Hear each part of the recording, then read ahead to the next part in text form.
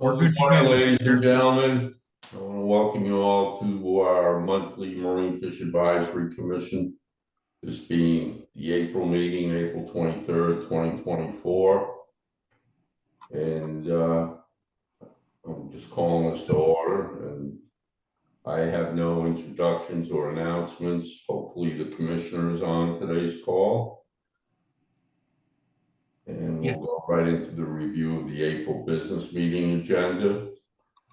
Would anybody like to see a change or an amendment to it, an add-on? Not seeing any hands, Mr. Chair, so we can proceed. Okay, then we'll need the review and approval of the March draft business meeting minutes. Any edits to that?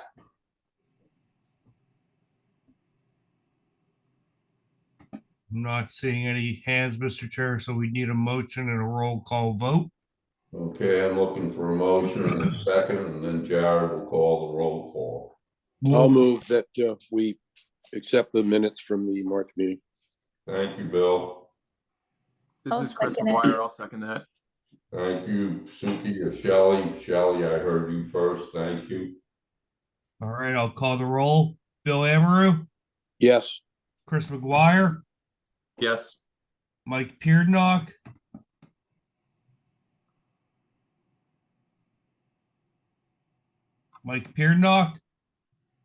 Yes.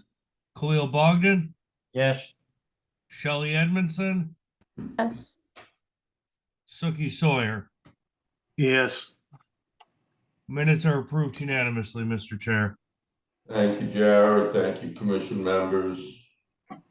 Moving on to comments. Well, hopefully the May, June, August, September, October meetings will be in person. I know Jared's working on locations right now.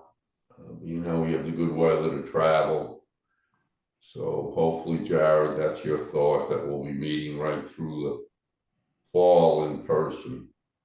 Yeah, I'll try to balance that with the agenda. Yeah. So we can make sure we have good meeting agendas when we get together in person. Thank you, Jared. I'm going to move right along to law enforcement. Is Lieutenant Bass on today? Yes, I am, Mr. Chairman. Good morning. Good morning, everybody. I'll be brief. I think we're still in the midst of the right whale stuff. I think the last count the day before yesterday had 53 in the bay, I think, with 4 calves. We're pretty well clear of gear, not getting any reports. So I think that's pretty much cleared up. In the last couple of weeks, we had a big push. There was an open scallop area off of the northern Gulf of Maine, a little special access area allowing 200 pounds, which brought in a ton of boats, 100 plus, coming from Maine and elsewhere, primarily coming in and out of Gloucester. I think there was some concern that would also put some pressure on the state waters fishery, but the fishing in that area was just phenomenal. So the effort was all concentrated in that area, and I think we didn't see any other pressure in state waters. The Elvers right now, we haven't heard any complaints or any sign that stuff's in there. The main season, I think they're at $1,000 a pound, so nothing crazy right now. Herring are definitely in, getting reports of striped bass and sea bass showing, so tis the season. And I think still working with Jared on Jared's working on some adjudicatory stuff, but I don't think, hopefully next meeting or two, we'll be able to discuss those more fully. But I have nothing further if there's any questions. Questions for Lieutenant Bass? Not seeing any hands raised, Mr. Chair. Commissioner O'Shea, the floor is yours. Thank you, Lieutenant Bass. Thank you, Chairman Kane. Good morning, everyone. Just a few comments. One, I just want to give some updates on a few things, meetings and so forth, what's happening at the department. And also just to, talk a little bit about some things that events I've gone to and meetings. The first meeting was Secretary Tepper of the Executive Office of Energy and Environmental Affairs. She hosted a stakeholders meeting for various commercial fishing industry representatives. And I did attend that meeting. It was interesting to hear the concerns and ideas raised. So that was good. Opportunity for the secretary to hear directly from our commercial fishing industry. And so, a number of things came up at that meeting. But very good. And at some point, I'm sure we can talk more about that. Share the Catch is a program we're trying to pilot in Gloucester, which is sort of a model of the Hunters Share the Harvest.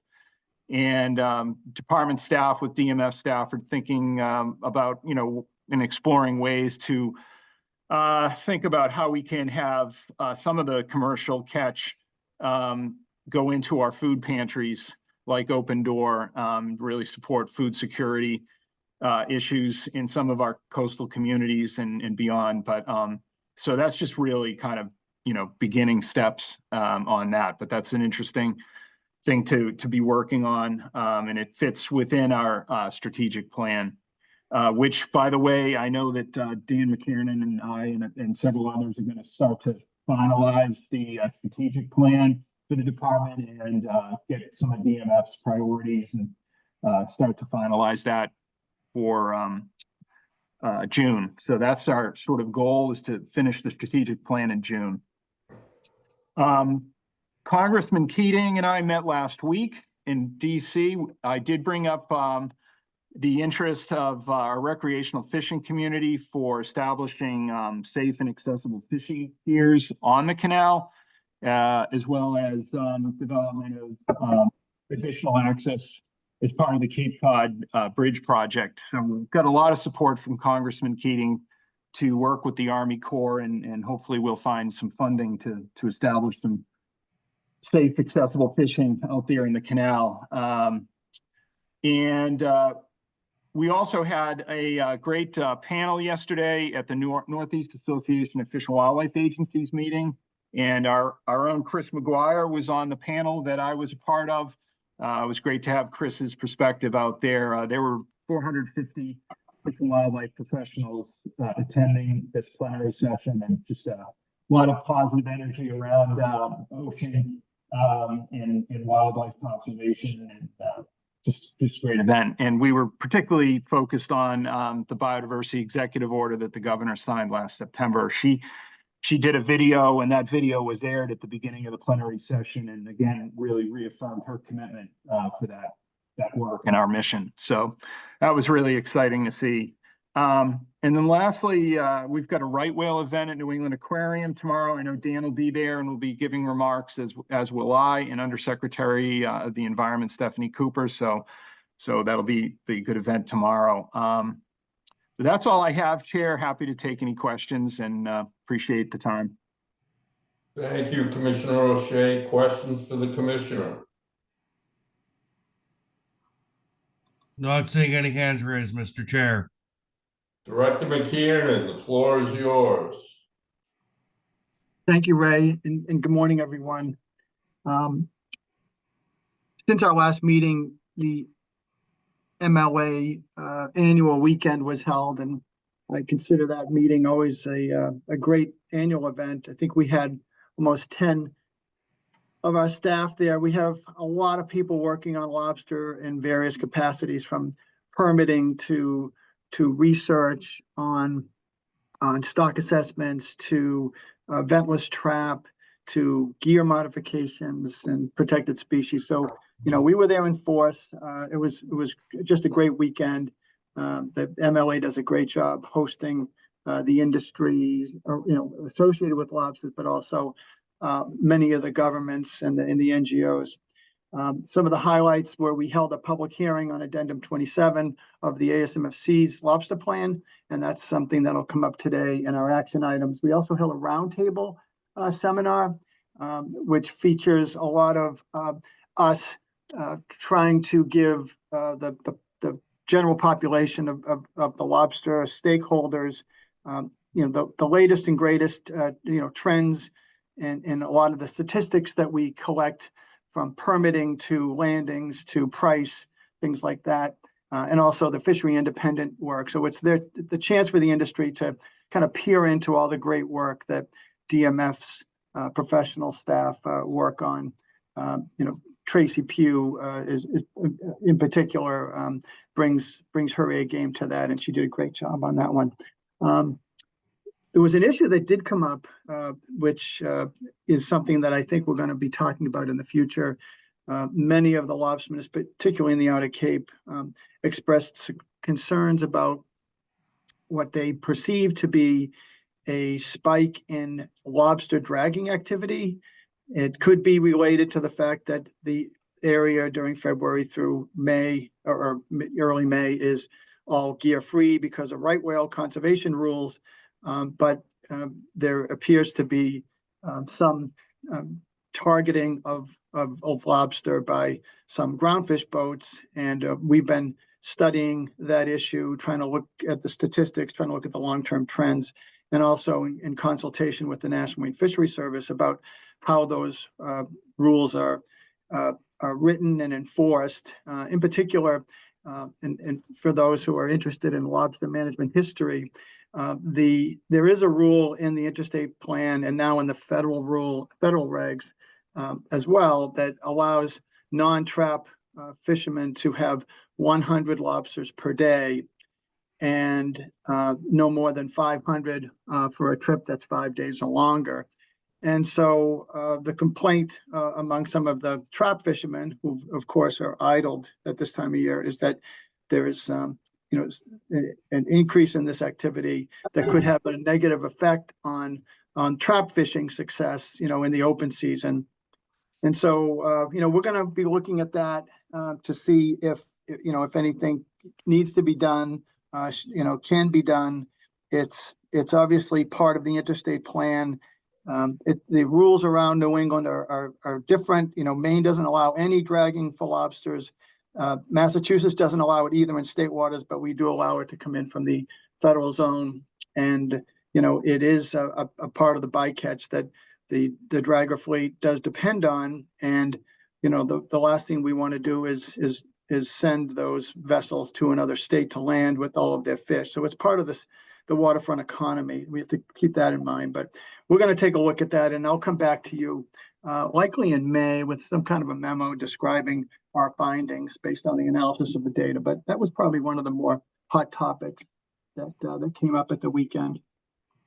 And the HR front, there's a little bit of a hiring freeze. You may have read about it in the papers. The governor put a hiring freeze on, but we have some exemptions for public safety and public health, which includes many of our shellfish positions. So we're doing our best to refill some of those recent retirees or recent departures in our shellfish program. We lost environmental analyst and communication specialist Julia Kaplan, who left DMF last week for a job with one of the utilities, and one of our senior shellfish members, John Mendes, retired after I think about 40 years of service in the state. But I believe we're going to bring him back as a part-time employee as a retiree. There are limitations for how much you can work as a retiree, but we'd love to have John come back for his field work skills. And also, we've been able to hire some people under the wire of the hiring freeze, including a new resource assessment biologist on our survey. And while I do mention that, if any of the commission members would like to spend some time on our resource assessment trial survey, please reach out to me, and I can arrange something with our project leader, Steve Wilcox. And there are different aspects of the trip. Many of the days are day trips. I think you'd find it fascinating. It's a contracted auto trawler that's operated by NOAA Fisheries. In the shellfish realm, we're working really hard to deal with the wastewater treatment plant outfalls around New Bedford. Under FDA mandates, we've had to reclassify some of the areas around the outfall to meet the strict federal standards, and we're using the modeling skills at SMAST. Dr. Chen has developed a model which is very sophisticated and helps us to make those reclassification areas as surgical as possible. Finally, well, actually, two more things. There's outside sections in the budget that the commission might be interested in. That's being debated beginning tomorrow. We should know by the end of the week what the legislature does with outside sections. I think there's, a couple of thousand of them. One of them is additional funding for elevated sampling for viruses in shellfish so that we can keep those wastewater treatment outfall reclassified areas as small as possible. Second one, recall last month you approved my proposal to suspend the gauge increases because we wanted to conduct a management strategy evaluation. And one of the New Bedford reps, Tony Cabral, has proposed adding the funding to our budget that would necessitate to hire a PhD student at SMAS. And finally, there's a proposed amendment for commercial fishermen to be exempted from the Wetlands Protection Act concerning the need for what's called a notice of intent. There was a court decision, and I brought this to your attention back in November. There was a court decision back in 2015 where a judge concluded that fishing with a hydraulic dredge for surf clams is a form of dredging, not unlike dredging a harbor or a marina. And so that's made it very confusing for many of the fishermen in the community. So we're looking for some clarification on that. And then finally, in your package, you have an email from a gentleman by the name of Michael Paulison. I've known Mr. Paulison my whole career. He's a Rockport resident. And he brought to our attention his views about the closures and the regulations concerning right whales. And, he's asked me, well, what do I have to do to repeal this closure? I said, well, Mike, you can petition us. So in essence, his email is a form of a petition. And so I'm just showing it to you, in the name of full transparency. But I'm not inclined to propose this and to take it to public hearing. Mr. Paulison was inspired by the federal government, the federal judge ruling that the wedge closure was being lifted, but they did that in the spirit of that Consolidated Appropriations Act that was passed in early 2023 that basically postponed any new right whale related regulations for 6 years. And but this particular closure was enacted prior to the Consolidated Appropriations Act. And in fact, the federal government has complementary rules that cover our state waters during the months of February through April. So even if we were to go to rulemaking to unravel that, the federal closure would still persist. So for those reasons, I don't intend to take this to public hearing. So I'll take any questions from the commission before we get into the action items. Thank you, Director McKiernan. Questions for the director?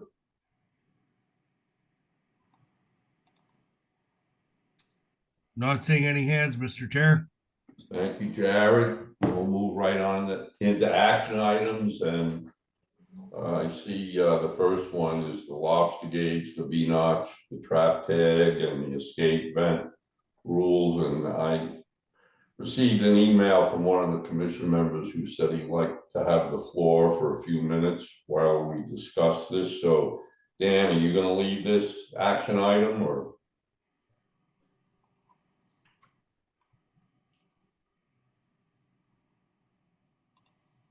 Director McKiernan, are you going to speak on this? Yeah, sorry, Ray, I had muted myself. So yes, let me speak to it, give a little bit of history, and then take any questions. And then, of course, the individual commission members are welcome to testify or debate as much as you'd like. So this was precipitated 8 years ago now, or 7 years ago, before a lot of the new right whale rules had been resolved. even before they became so chaotic, around 2017.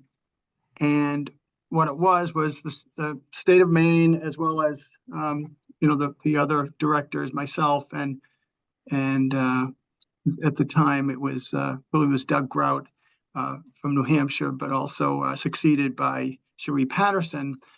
We met on a couple of occasions to talk about the state of affairs in the Gulf of Maine, specifically the Gulf of Maine stock, and what to do if and when there's a decline. And so that decline has been sort of signaled for a few years, especially with the Young of the Year surveys that DMF divers, as well as divers, to the north up coast of Maine, have been monitoring. So we've kind of felt that it was prudent to plan ahead, and we talked about like different management measures that could be instituted as these declines occur. And that was 2017. For a few years, that was put on hold while we dealt with a whole lot of new rulemaking concerning northern right whales. And you all know, what we've been doing in that front. And so it was once the Consolidated Appropriations Act kind of settled matters. Consolidated Appropriations Act was the federal budget in late 22, early 23, that basically created a 6-year pause on any new regulations pertaining to the conservation of right whales. That was a congressional order that was signed by the president. So during those 5 years or so, 5 or 6 years, we have been collecting data at all the states, Mass, New Hampshire, and Maine, not only looking at the Young of the Year surveys, which can be a little bit noisy, but more specifically the ventless trap data that shows sub-legals, lobsters just below, I would say something in the realm of like 2-inch carapace up to the minimum size, which is 3 1/4. And so those are lobsters that are being like the 5 to 8 year age range. And so those numbers have been showing a steady decline. And in addition, the trawl survey, which is the traditional method before ventless traps were created, the trawl survey also was showing a decline over time. And of course, Maine's landings have declined, although ours have declined slightly, but not as much as Maine's. So it was the main delegation of the Maine representatives that sort of led the conversation, saying that they really wanted to have some kind of a mechanism or a plan for that would be put into effect, basically somewhat I'll say instantaneously, but that's by lobster management standards. Take that with a grain of salt, but quickly. In other words, we wouldn't start the conversation about new management strategies once the stock was documented to have declined. They wanted something pre-baked. And so what the ASMC Lobster Board decided was a suite of measures that would be put into effect, some instantly and others when the decline of an index created by the technical committee declined by 35% since that last stock assessment. And so it was in May of 2023 where we adopted this as a final rule. And there's 2 parts to it. There's these instant measures that aren't necessarily driven by the decline, and that is to increase the spawning stock biomass. And these include standardization of some of the rules. So a lot of focus was placed on the Outer Cape because the federal permit holders fishing alongside the state-only permit holders had different rules on the possession of V-notch lobsters, as well as the federal permit holders were subject to a maximum gauge of 6 3/4, and the state permit holders were not. And so that was considered, something they would do regardless of the gauge. I'm sorry, regardless of the trigger being reached.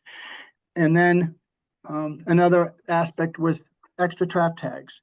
State of Maine does not issue an extra 10% trap tags. States of New Hampshire and Mass do.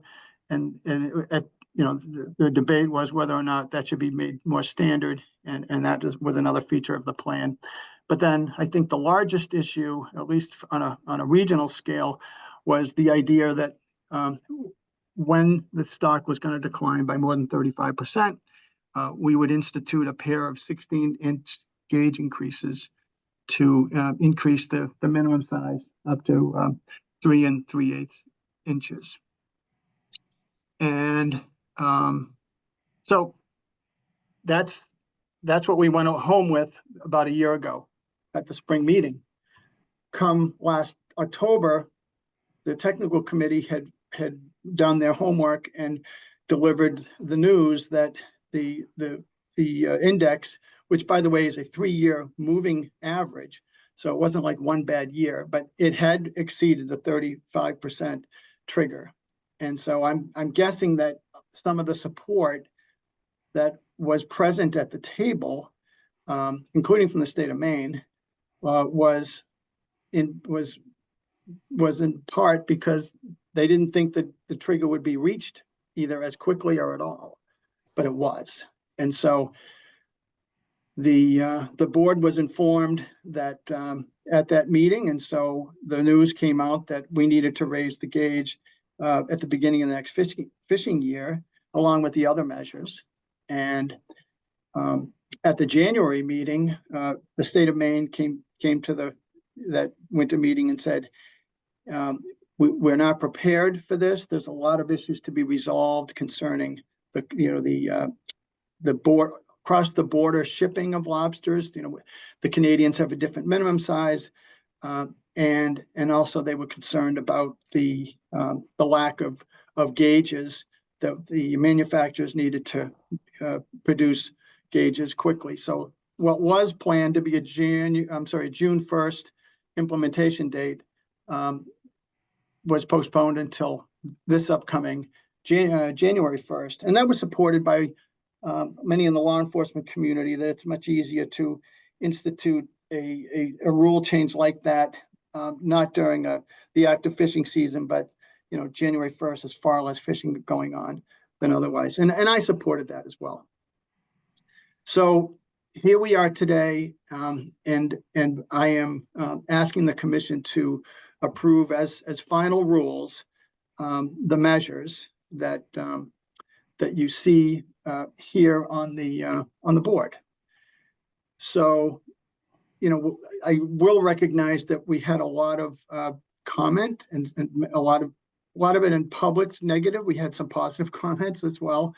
A lot of that is off the record, of people coming up to the booth, but on the record, there's just a lot of opposition to lobster conservation at this time. If you read a lot of the letters that have come in, there appears to be concerns about the increased cost of fishing and the increased cost of bait, questions about the science, but I think this is an important measure that all the Northeast states have agreed to. And of course, the only states that are dealing with Area 1 are Mass, New Hampshire, and Maine, and those were where the biggest changes are going to be felt. Is those 2 gauge increases. In terms of the production of lobsters, I do concede that there is the impacts on the Outer Cape lobster fishermen to make those rules more standard, and there's been a lot of exchanging of estimates between us and the industry about, many in the industry think that this is much worse than what we're projecting in terms of the impacts of the catch. So, but we think it's really valuable to have uniform measures, especially among people within the same lobster management area, and that's also part of the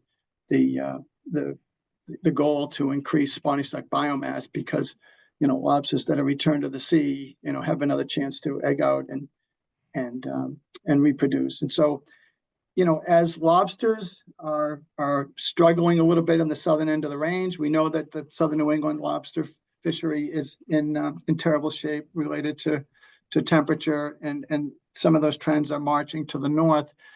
We don't think we're going to get into a situation like the southern New England because southern New England there's not much refuge here for the lobsters to find optimal water temperatures, but certainly in the Gulf of Maine, we believe that the trends may be for lobsters to go deeper, but we don't expect stock collapse. But having said that, when you look at the young of the year numbers and you look at the ventless trap numbers showing pre-recruits declining, we believe that it's prudent to enhance the spawning stock biomass, increase that egg production, cross our fingers and hope for a better some better signs and make this lobster fishery more sustainable, despite the short-term economic impacts that this is going to have.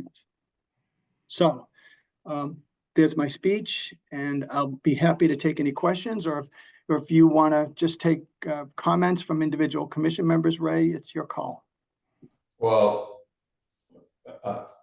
this is your recommendation, and I would like to get a motion on the board before we open this up to discussion.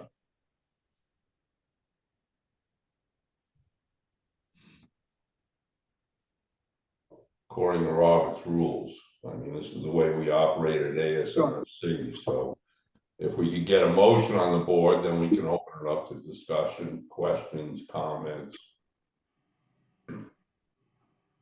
So I need a motion. Commission members. All right, Khalil here. I'd like to move that we proceed with the director. I don't recall. Did you actually have a motion in place, or are we? Yeah, Jerry, do you have the next slide? This is the slide.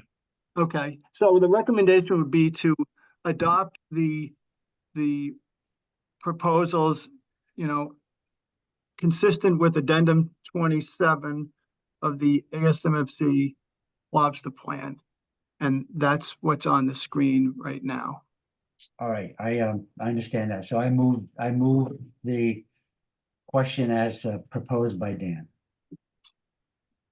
Thank you, Khalil. Can I have a second? Then I can open this up to discussion.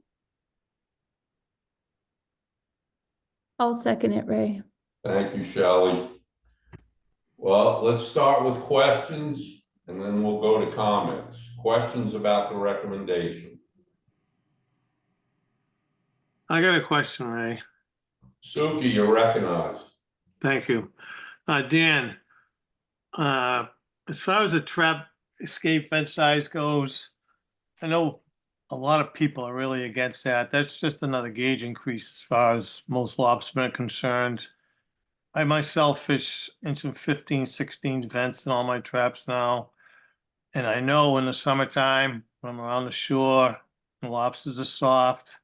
I'm not catching the same amount of lobsters as some of the guys on my dock are, but I'm willing to do that because I don't want to deal with all the shorts and stuff like that. But guys are really having a hard time swallowing the gauge. I mean, the vent size. We're just calling that another gauge increase. If all the lobsters that are going to be 5 3/8 are escaping 100% of that gauge at that vent size, that means there's a lot more lobsters bigger than that getting out, and it's a tough pill to swallow. So Suki, I appreciate that. The choice for that particular vent size was from research done, I don't know, about 20 years ago. It is the vent size that lobstermen are using from, New Jersey all the way to Rhode Island, who have that bigger minimum size of 3 3/8. I also mentioned that the regulation requires one gauge, I'm sorry, one vent. Many fishermen have multiple vents, but the requirement is to have at least one. So a small event is not illegal. You just have to have have at least one legal vent. Yeah, I understand that, but again, a lot of lobsters, especially when they're softer, are gonna get out of these bigger events, because it happens now at an inch and 15/16 with the size we have. So I'm not sure what goes on south of here as far as, lobsters around the gauge. I don't think New Jersey even has any small lobsters down there. Maybe I'm wrong, but it's just, we're just calling it another gauge increase, that's all. Right. And, so now I got 3 gauges increases in place. It's really tough for the industry to swallow, is all I'm saying. Well, as far as any of these particular items, that particular one is not required to go into effect for almost 4 years. And if, I guess if their industry felt so strongly about it, I guess you could have a future addendum if you wanted to modify that, but it would have to be done through the commission. Like if we didn't adopt it, we would be out of compliance, but that's not for almost 4 years. I'm just bringing it up, Dan, that's all. Yeah, I appreciate that. Thanks, Suki. Questions for the director? Khalil? Thank you, Khalil, Chair. you're recognized. Thank you, Jared. Thank you, Ray. I was going to ask that same question about, in the public comment, there was one, I don't recall his name, but in the public comments, this one lobster fisher said that he had something like 8 vents in a trap, something of that nature. That seems like an awful lot of vents. And I was going to ask the same question that Suki raised, but I'm curious. I don't know anything about the industry as far as what the traps have as far as physical aspects to it. Do the vents have to be in any particular spot in that trap? Because I know there are multiple sections to a trap. Does it have to be? Is the requirement that it has to be in one particular spot, or? Yes, it has to be in what's called the parlor section, which is there's a kitchen where the bait is, and then the lobsters will crawl into the back end of the trap, which is where the vents are. And that's an area that's where the animals are excluded from continuing to feed on the bait. And then, in that section called the parlor, that's when, they may try to get out. And so, believe it or not, there are inconsistencies among the states about the placement of the vents. I believe Maine has specific language about where the vent has to occur. We do not. So as I mentioned earlier, the requirement is for the vent to be, placed, a legal size vent to be present in the parlor section, and that's all it says. Okay, thanks. Is it possible? Okay, so they have to have a minimum of 1 vent. Is that correct? That's right. Okay, is it possible that when that trap lands when it's overboard and lands on the bottom, is it possible that vent could be on the bottom and the lobster can't get out? No, good question. I don't think anybody would do that. But I can look that up. I've never heard, manufacturers wouldn't do that because there'd be no escapement. But I don't know, Bob, Glenn, I believe you're on. Do you want to speak to that? Yeah, I'll speak to that, Dan. Thanks. Good morning, everybody. So typically the escape vents are put in as Dan said, they're required to be in the parlor end. They're usually at the base of the trap around the outside walls. The way traps are designed with their runners is they're designed to land right side up, and they do so the vast majority of the times. There are occasions where they may hit a rock and tip over or get dragged and tip over. but that's fairly rare. And what we see in the fishing industry is most guys that I've seen usually have one down in, at the base of the trap and then one up in the door of the trap as well, especially in areas where there's a lot of sublegal lobsters, because it's just a lot more work to have to sort through that many short lobsters. So I don't think opportunity to escape is a real issue. Thanks. Thank you so much. Cleo, if I could clarify, I just reviewed the regulations, and actually our regulations require at least 2 circular vents, but one rectangular, at least one rectangular vent, and it's the rectangular vent that is typically used by most lobstermen. Thank you very much. Questions for the director? Bill Amaru? Bill, you're recognized. Thank you, Mr. Chairman. Dan, we look here at recommendation on addendum 27 as a whole. Is there any possibility that the commission could let advice go forward to you in the division concerning aspects separate from the entire addendum? In other words, can we break it down and discuss individual aspects and make recommendations, or do we have to, according to the rules that ASMFC puts down, adopt the entire thing? Well, good question. So where the rubber meets the road for the state is the deadlines for compliance.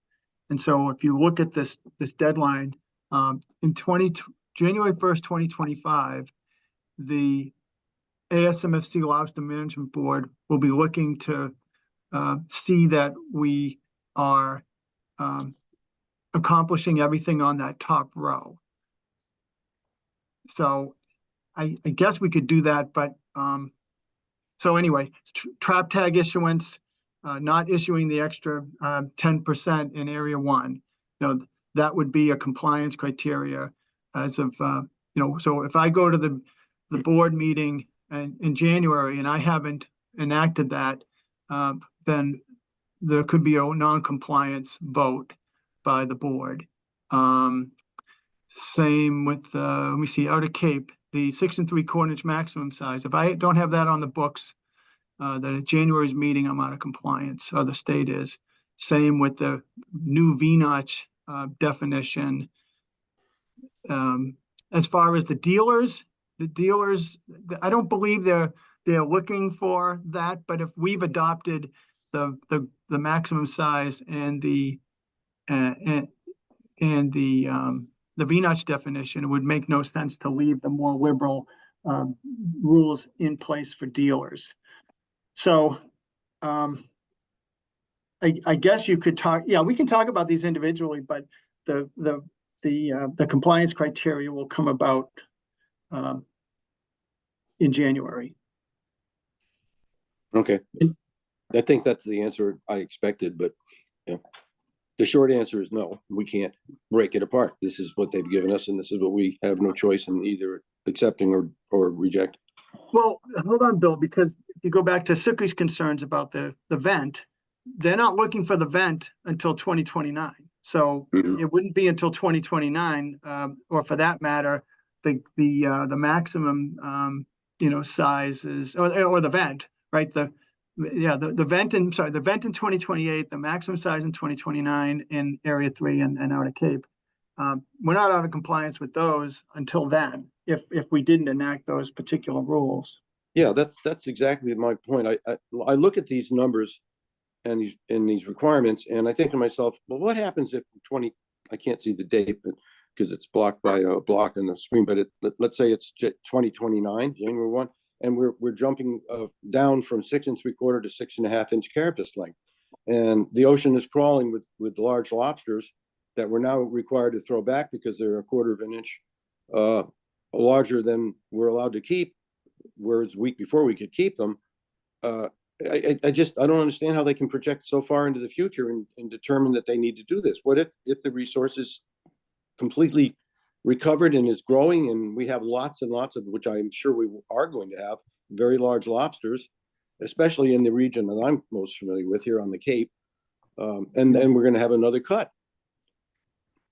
Bill, a 6 3/4 inch, or a 6 1/2, 6 3/4 inch lobster weighs between like 7 and 8.5 pounds. And those are rare events. I mean, I don't obviously know. you'd see. I'm not hearing that they're rare events from the fishermen I'm talking to on the Outer Cape.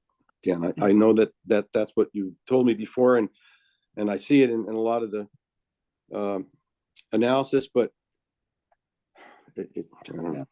And I know there's another whole facet of the fishery that we're not going to talk about right now, but that could have a huge impact on them as well. All right. Well, thank you. Those are my only questions. So I'll have a statement later. Jared? Hands? I'm not seeing any further questions. If you want to move on to comments, Mr. Chair.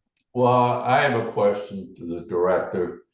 So this is the motion for the recommendation on addendum 27. Now, we're also working on addendum 30, which has to do with the size, the imported size. Now, I've heard time and again of the managed states, of the states that manage the lobster fishery, but how does this segue, Dan, if we're going to start Good question. putting the law on our lobstermen, and yet Canada can ship to the big cities of Yeah. Denver, LA. Good How question, is this Ray. going to work?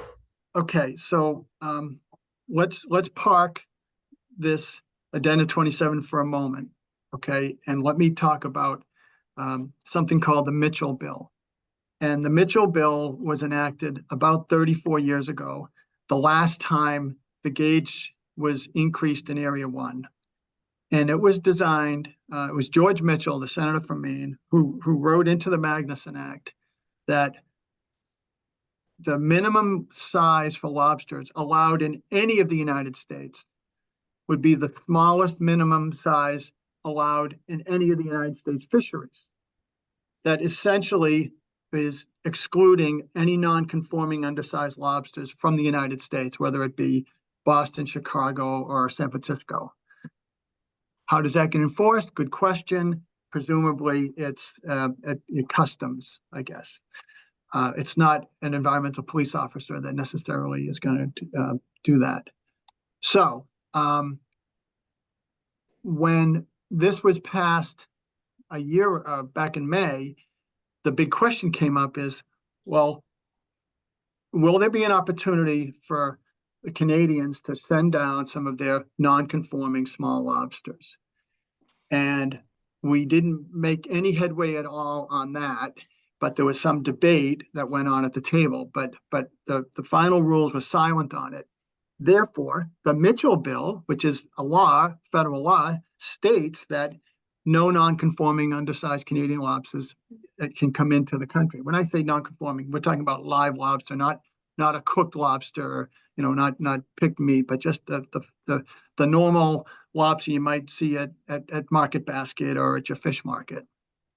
So as a result, there is some confusion because some of the processors feel that this should be allowed.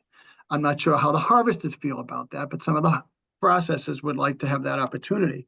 So ASMFC is in rulemaking right now where the board is going to take a vote to likely or not reinforce the Mitchell Bill. Send a message to NOAA Fisheries that, hey, the ASMFC believes that the Mitchell Bill should apply here, just to sort of support that conceptually. It doesn't mean the ASMFC is enacting any rules, because the rules in ASMFC apply to the member states.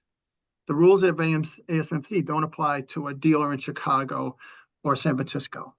So, the public comment period is open until June, a date in June. We had a public hearing, if you call it that, when basically no one spoke, which was kind of interesting. But I know that there's some movement and some lobbying going on by some of the dealers, and it's especially acute in Maine because Maine has a lot of lobster processing. We have some as well in New Bedford here, but Maine has a substantial lobster processing operation. And many of the companies that are involved own facilities in Canada and the US. And so that's another issue. But under the way the authorities exist, I don't see any state, unless some arrangement is worked out, and I think that would be another addendum, Ray, if that's what you're getting at.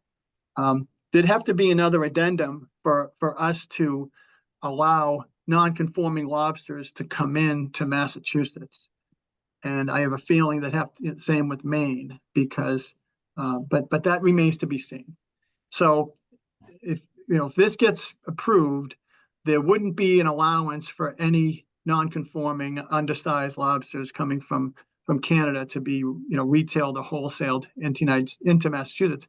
However, if we have made arrangements so that if a Canadian exporter wanted to use Logan Airport, those trucks could come down and put those lobsters on a plane, sealed, and headed overseas. We've always made arrangements for that because it's not intended for commerce, here in the United States or here in Massachusetts.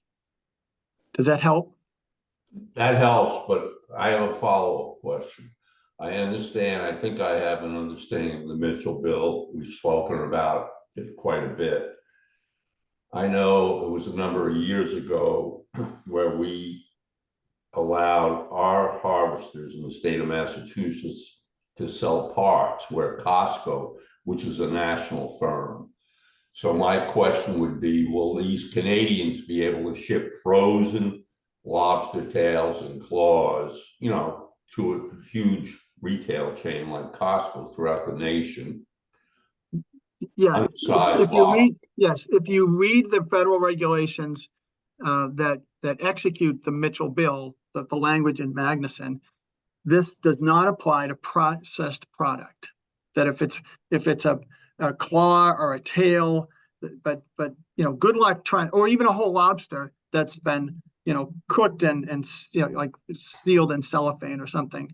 Those are not covered by the Mitchell bill and have always been legal going back to the 90s, and nothing would change that. But I don't think that's a very big part of the market, Ray.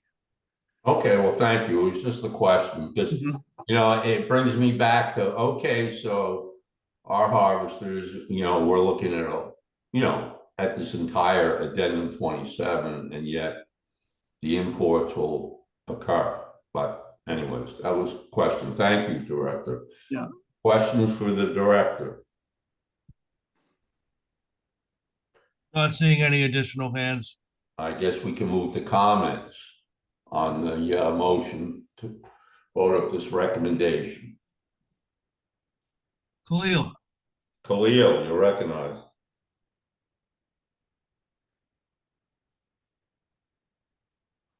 Khalil, you're muted.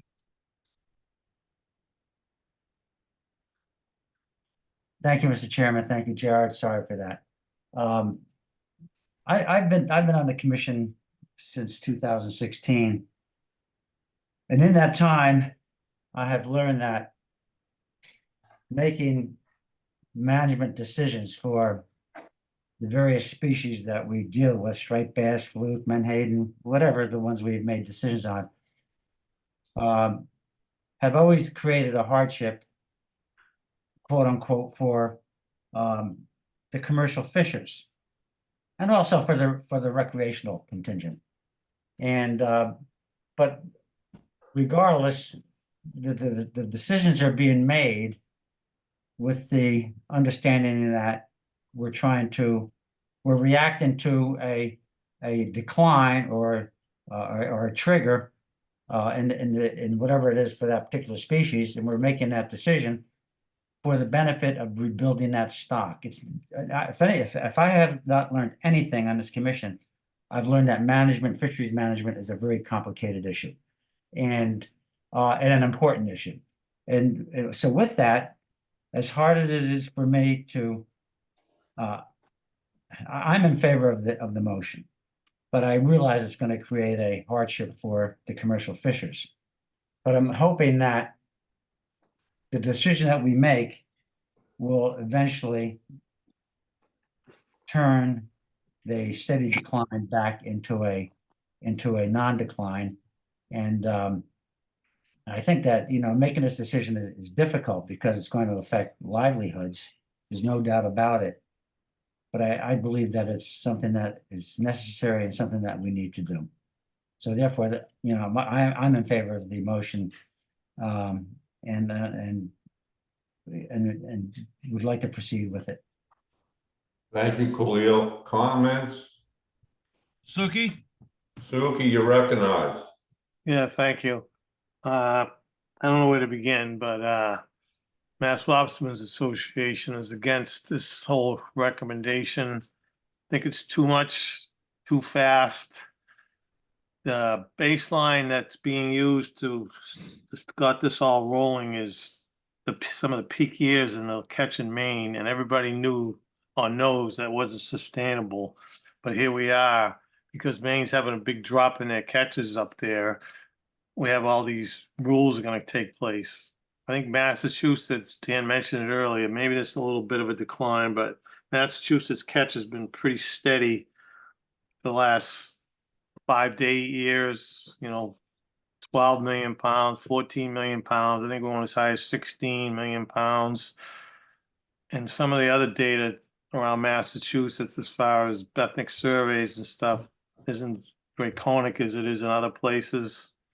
So I think the gauge increase going up a 16th at a time, and all the other changes that have taken place over the years has always been a 32nd at a time. And like I mentioned earlier, the vent size increase is just a gauge increase as far as myself and everybody else is concerned. And I've been lobstering for 50 plus years. So my father was a lobsterman before me. And there's a lot of guys around as long as I've been around. And we're all in agreement that there's never been as many V-notches and cedars and oversized lobsters around as there is in the last bunch of years. So for us to sit here and say we need to have more into the, the seed population, when everybody's in agreement that there's an unbelievable amount of cedars and V-notches out there, is just a hard pill to swallow. And so, I mean, on my own data, I've had sea samples going on my boat for a long time. And I guarantee you in the last bunch of years, I've had days where I've definitely had more poundage of lobsters that I released because of being oversized on V-notch. I have eggers than I've ever had in my whole life. And to tell me that, we have to put more cedars, more females in the ocean to increase seed population is just real difficult to swallow. I just can't believe the amount of seeds that are in the ocean nowadays. There's some issue going on, and it's got to be in the larvae stages, and I'm not sure a grade increase is going to change that in any shape or form. So I'm against this whole plan, and that's that. Thank you. Thank you, Suki. Jared? Bill Amaru. Thank you. Thank you, Mr. Chairman. Thank you, Bill. Yeah, all right. Gonna ask the indulgence of the commission for a few minutes. The first thing I want to say is I too, like Suki, and for a lot longer than Khalil, has been dealing with management. My career started in the early 1990s. I have noticed that all the resources that we manage go up and they go down, despite the actions that we take, and sometimes in direct contradiction to the actions that we take. It's very hard to understand what goes on out in that ocean. It's extremely complicated. But Suki's absolutely right about what we have out there for breeding stock. And I agree with him also that the planktonic nature of our resource today, which requires when they're in the planktonic stage, these lobsters need to have a certain kind of mix of food that allows them to grow to the size where they sink to the bottom. And I think that is the problem. And putting more eggs into that starvation mode that they exist in today because of the temperature changes and other chemical conditions in the water is simply not going to work. But that being said, I have something that I'd like to read. I ask the indulgence of the commission for about 3 minutes. In an effort to explain my position on the upcoming vote for additional conservation measures for mass lobsters, I offer the following. Opposition to proposed rules that have gone through rigorous review deserve proper explanation. I do not take lightly the possibility of severe restrictions being placed on Massachusetts lobster fishers, as explained by Director McKiernan in the opening paragraph of the document. However, I feel it is my responsibility to present the position of Cape and Islands and other fishers who I've spoken to about lobsters and the changes that this Addendum 27 will bring to us. The Division of Marine Fisheries has done a very good job of presenting a comprehensive and detailed summation of the reasons for the actions presented by the Atlantic States Marine Fisheries Commission. No one can predict what the eventual outcome will be if these proposals are adopted. My opposition stems from the fact that ASMFC management seems to want one all-encompassing management strategy throughout the Northeast. There are and have been for years significant differences between areas and the lobster resource within those areas, and up to now, we have managed to reflect those differences. The Outer Cape Lobster Management Area is one example. The Outer Cape Lobster Management Area is specifically managed through a strategy that was created a quarter of a century ago by Mass DMF scientists like Eric Estrada and management personnel from DMF like Jim Fair. They and many others, along with the best, most dedicated lobstermen and women from Cape Cod, put together a plan for managing and harvesting the resource specific to the region of the Outer Cape. That plan has worked. The catch has been incredibly steady over many, many years. The buy-in among fishers was an example of how bottom-up management can work. The evidence of success for this small percentage of Cape lobstermen and Massachusetts lobstermen is evident in the health of the resource and the high value of the catch. The changes we see before us in this document will place additional burdens on all mass lobster harvesters and take away the regional system that has proven so successful.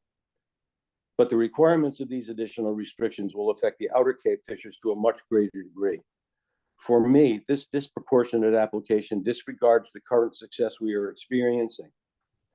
At best, I can only see that the present accepted system is being sacrificed for a consistency of rulemaking throughout the Northeast Management Region. The very reason the area management plan exists is because there is a difference in the fisheries. I cannot accept that we are unable to continue to work with successful programs that has buy-in, produces a valuable, high-quality product year after year, and was developed by the best minds of the state and industry.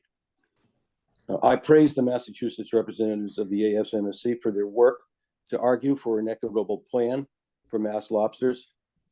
I believe in the end, we would be voting on a far different rule if Massachusetts had had its own plan. The future, as we all know, does not look bright for the mass lobster fleet. Whale protection measures, warming oceans, which cause the plankton necessary for larval lobsters to survive, which is disappearing, all weigh heavily on this resource and industry. Additional loss of local control, which has worked and is the result of an active participatory process, is simply poor management. I cannot support it. Thank you for your time and consideration. Thank you, Bill. Comments? Dan? Dan? Yes, if I could, Bill, I do appreciate your sentiments on this, and I understand the challenges. I do want to just clarify a few things. You talk about the regional system, and I think the regional system is very much intact. What's really a great feature of the Outer Cape and also Area 2, and for that matter, Area 3, is that there's what we call an ITT system, individual transferable traps. So the fleet sat down and decided that they wanted to pull the gate behind them and close the gate, limit participation in the Outer Cape fishery to the Outer Cape fishery participants at the time, which was, I believe, the years 1999 through 2001.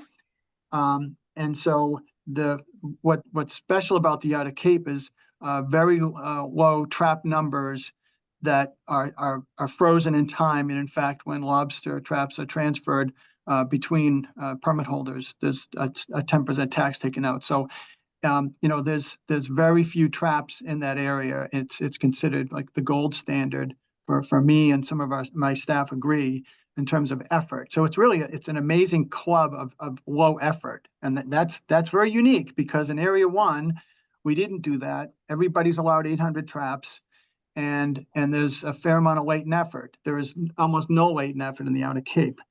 That's You the make first my feature. argument. Yeah, but but you talk about regional system. This regional system is going to be intact. The next issue is V-notching. The Area 1 fleet is required to V-notch every egg-bearing female that comes over the rail. Outer Cape lobstermen do not have that requirement. As far as the maximum gauge goes, Outer Cape lobstermen are allowed to land, if right now, and as big a lobsters as they can catch. Even with a 6 3/4 inch minimum size, the projected weight of that lobster is about 8 pounds, whereas the 5-inch maximum gauge in Area 1 is under 4 pounds. So we're very much going to retain a regional system, even after these changes are enacted. And the changes that I'm talking about, as far as making these rules consistent between the federal and the state permitted fishermen, it's a major impediment to law enforcement to have two different standards for fishermen fishing side by side with the same authorization to fish in that region. And I think that needs to be changed to make the rules more consistent. But the point I want to emphasize is we are not ameliorating the regional system or doing away with a very special fishery in the Outer Cape. Okay, I stand by my comments.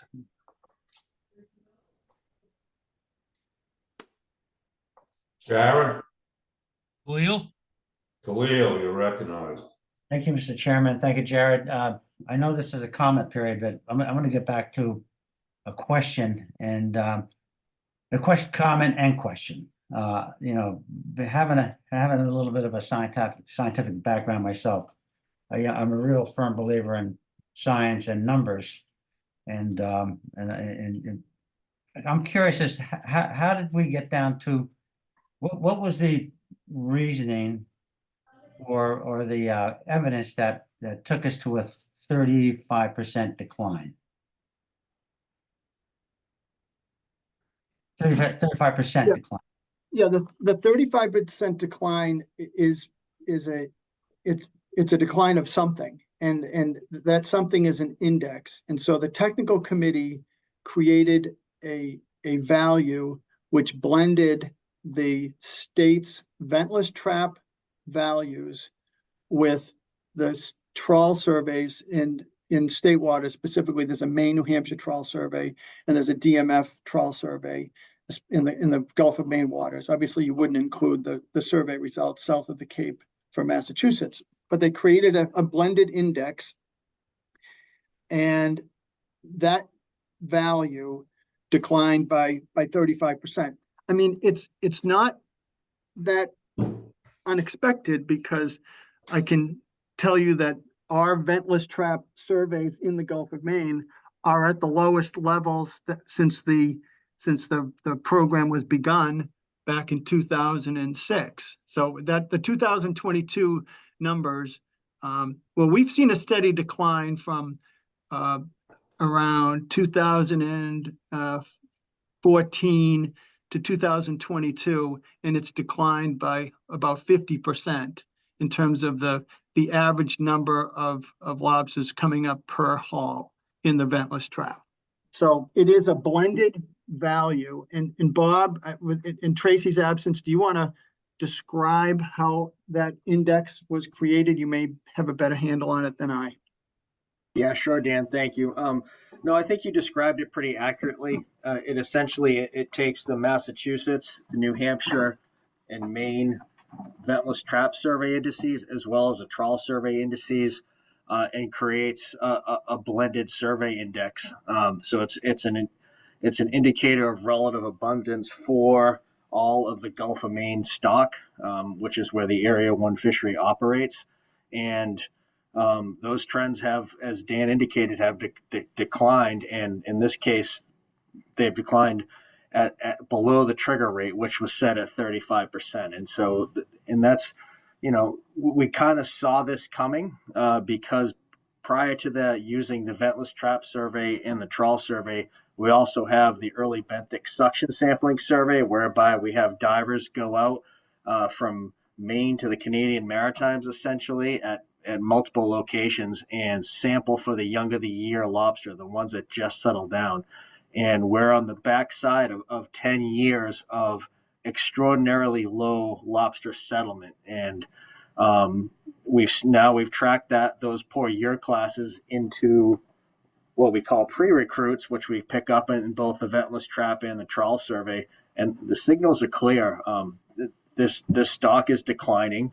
And for a whole host of reasons, it doesn't seem to be related to spawning stock biomass. It seems to be related to survival in the larval stages, is what the evidence supports. But in the absence of being able to enhance the larval survival, which is an environmental condition, the single most thing you can do to kind of buffer the stock is to ensure you're getting the most possible egg production for your spawning stock biomass. And things like minimum size increases and maximum size increases are all biological measures that are focused on doing just that. Yes, and as we have done for other species, we've been making adjustments and modifications to the quota. We've reacted to situations such as a decline, whether it be the threshold for striped bass or now for the lobster. We're trying to create a management system that's going to conserve and preserve what we have, and it's going to be difficult on the parties who are fishing for them. There's no doubt about it. But it's like eating the corn seed. Yeah, you eat it all now, or do you conserve it and hopefully the population rebounds. You have anecdotal, being said that the lobsters there are a lot of lobsters, or a lot of black sea bass, there are a lot of stripers. You hear this over and over again, but yet we need to conserve what we have if it's going to persist into the future. And so therefore that's the reasoning. As difficult it is for me to vote yes on this, it's difficult because it's going to affect the livelihood of a bunch of folks. For the conservation of the species, I feel we need to go in this direction. Thank you, Khalil. Comments, Jared? Bill Emery? Bill, you're recognized.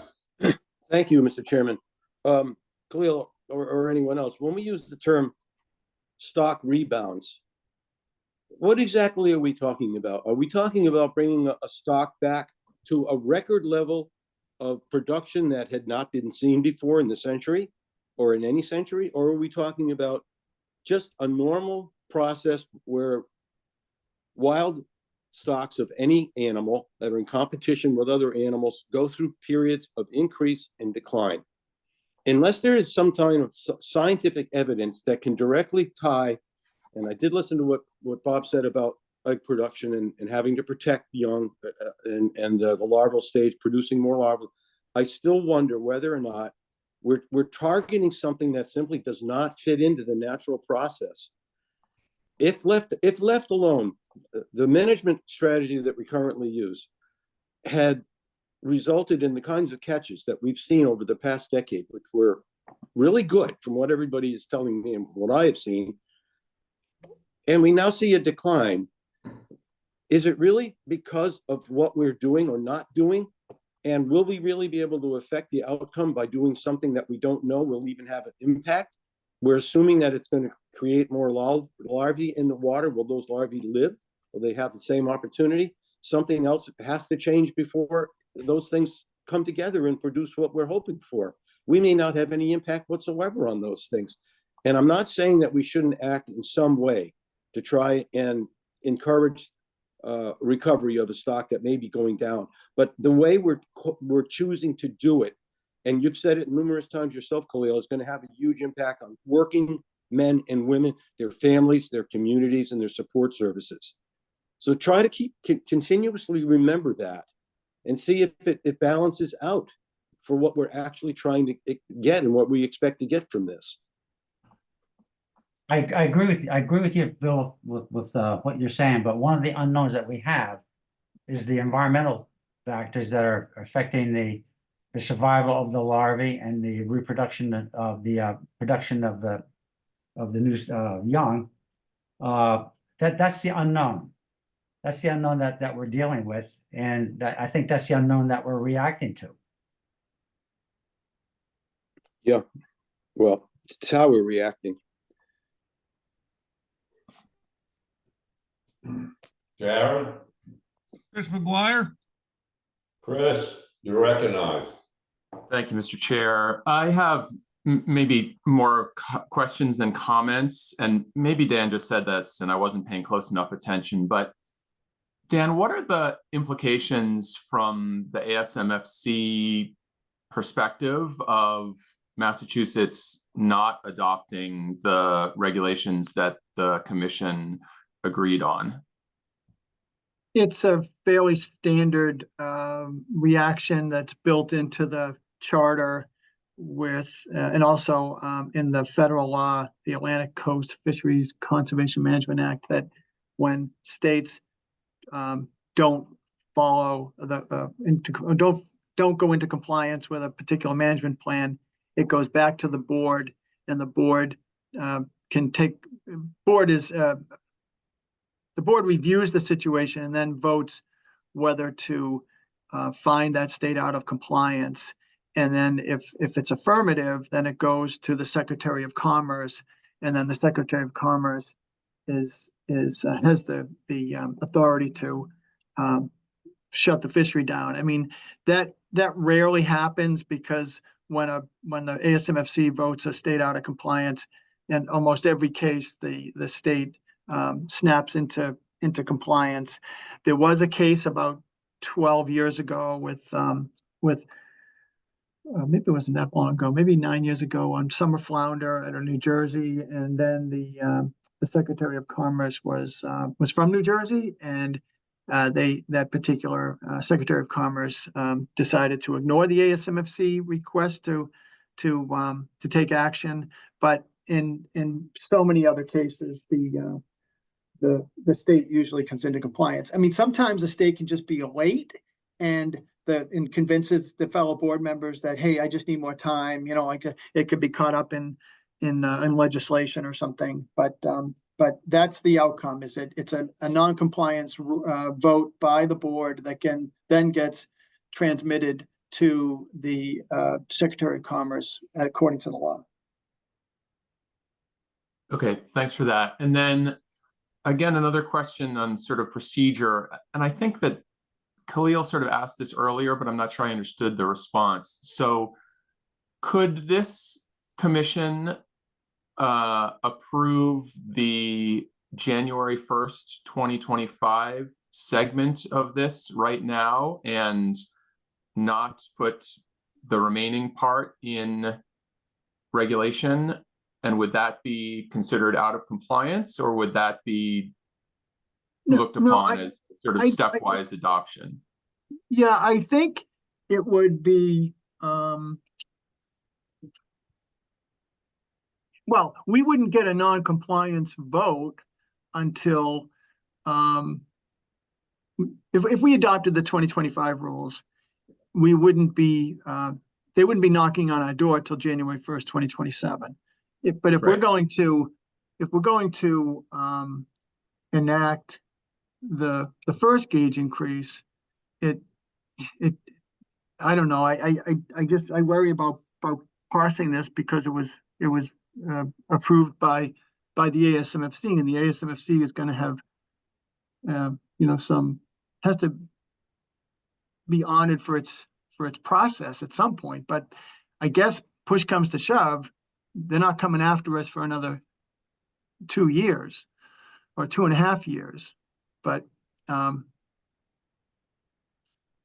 technically speaking, if that's what you're asking me, like how do we fall into or out of compliance? And my answer is at the January 2025 meeting, there'll be a review of all the regulations that were enacted, and it will be enacted, you know, on those timelines.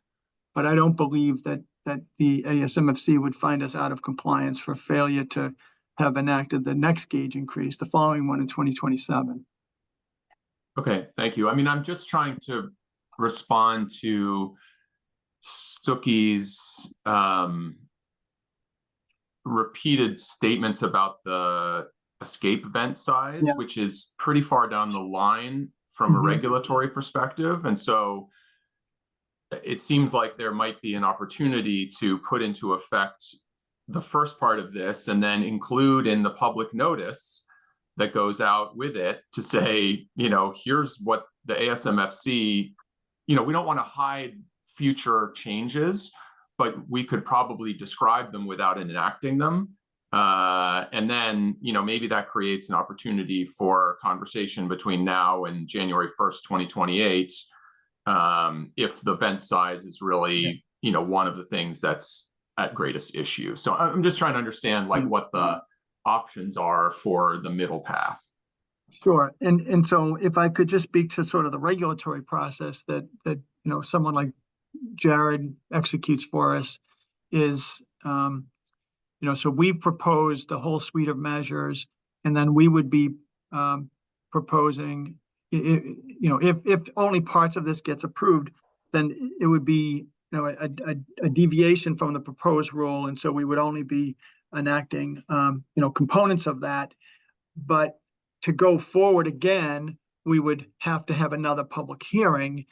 I'm sorry, to enact what the remnants or that which wasn't approved, we would have to go out to public hearing again in time to meet those deadlines. So in the case of the event, it would have to be sometime in the year 2027 that we would have to have a public hearing and take a final action, because at the January 2028 meeting, ASMFC's board or the plan development team, the plan review team is going to look at this and say, okay, does Massachusetts have its vent size in place? And the answer would be yes or no. So that's when we get judged. But we would have to have a future public hearing on those matters that we didn't enact today. Understood. Thanks for the clarification. That's all for me right now, Mr. Chair. Thank you, Chris. Jared? Mike Pearnock. Michael, you're recognized. Thank you, Mr. Chairman, and you know, Mr. McGuire's questions were right on with what I had questions on. The only additional question I have is there's two ways to look at this. What is being proposed here is going to result in the conservation measures needed to keep things going in the right direction, or it isn't. Now, in the event it isn't, it's a few years off until there's significant measures being implemented. 2027, really 2028, which the escape vent. In the event that the status of the lobster stock changed significantly over time, if this January 1st, 2025 measure was the only thing implemented, is there a possibility that an Atlantic States Marine Fishery Commission could change these measures, or is it locked in for no change? Okay, the addendum, which is addendum 27, is published, and it was sort of amended through that delay I described that moved the start date from June to January 1st. That's a final addendum. Any modifications to these rules would require a different addendum by ASMFC. And believe me, if ASMFC, decides to create a different addendum, which then we would be part of that process, and we would go with the majority. And so, yeah, I mean, but so I guess if I'm reading the tea leaves, if you want to leave the escape vent, the rules from 2028 onward, like on the cutting room floor, then we just have to go out to public hearing prior to January 2028 and get those rules in place. And, it's part of the rulemaking process we describe to the public and to the governor's office that these are requirements of the ASMFC plan, assuming there is no changes. If there is, then it'd be a new plan. We'd have a new public hearing. But that's all. If you cut some of these actions out, in terms of the stuff that's really far down the road, just understand, all things being equal, if the ASMFC doesn't change it, we'll just have to have another public hearing. And then let me just stop there. So. Comments, Jared? Shelley? Shelley, you're recognized. Thanks, Ray. Thanks, Jared. I have kind of like a follow-up question from the previous questions that I just wanted to get some clarity on. One question was, how often do these addendums come up? Sorry. Yeah. Because it does seem, I'm just curious in terms of the time frame. There's a lot of unknowns, and having the 2028 effective date seems like a long time when we don't know some of the outcomes of the earlier, like this next year recommendation and how that would work. So that's my first question. Yeah. When would the next addendum be? I mean, they're not scheduled. So we have an ASMFC meeting that starts next Monday, or Tuesday rather, at the spring meeting, and then there's one in August, and there's one in the fall. I think it's October. So at any of these meetings, an addendum can be initiated by a majority vote of the commission. So there isn't a periodicity to rulemaking by the commission. Like it's not like the train left the station and we need to wait another year. The commission convenes every 3 months and can do it at any time. Now, as far as these down the road, I mean, that's one way to look at it. The other way to look at it is, we're trying to be as benign as possible by giving the industry plenty of opportunity to plan, right? And I think what you're seeing here is sort of the individual board members and the board as a whole trying to minimize the impacts or help businesses plan for these changes. So some of you on this call are looking at that, we don't know what it's going to look like 4 years from now, but understand this is the board saying, well, let's extend these things out, into the future, because we don't want to go too much too fast. So, I don't, that's a little frustrating for me, the fact that even the escape vent size is being extended an extra year. I mean, if the escape vent size increase is a bad idea, well, the board's going to have to reconsider that. But in theory, it could or should have been done in 2027, the same year that we went to the last gauge increase. But we extended that, probably just to make things easier for the lobstermen, so that they if as Suki said, it's another functional gauge increase, then it doesn't come in the same year as that second gauge increase. And as far as the maximum size drop, again, it's trying to push it out to minimize the impact. So this is the challenge of fisheries management is, do you want to take an action and hope the stock responds to your management action, in a reasonable amount of time, or do you want to draw this out, to such a degree that it minimizes the business impacts on the participants? I think that's what the board did here. Yeah, understood. And then I just have one follow-up question. I'm curious about the time frame for New Hampshire and Maine and when we expect them to take this on and approve or not approve the addendum. Well, I mean, they need to do it in time for January 1st. Mhm. So I honestly don't know their schedule, but I didn't want to create let's see what the other states do when this is a compliance criteria, and we would prefer to put everybody on notice, well in advance. So, I don't want to announce something in November and then someone say, well, couldn't get the gauges in time, because if you had announced it maybe in the spring, we could have gotten gauges. And that was part of the problem. It's like we want to the reason we delayed from June 1st to January 1st was production and distribution of gauges. I think there's value to letting the industry know that on January 1st, you're going to need a new gauge. And I don't want to wait till November to do that. Yeah, I understand. Jared, Bill Hammer? Bill, you recognize. Thank you, dear. Thank you, Rick. I have one little thing that I would like to add.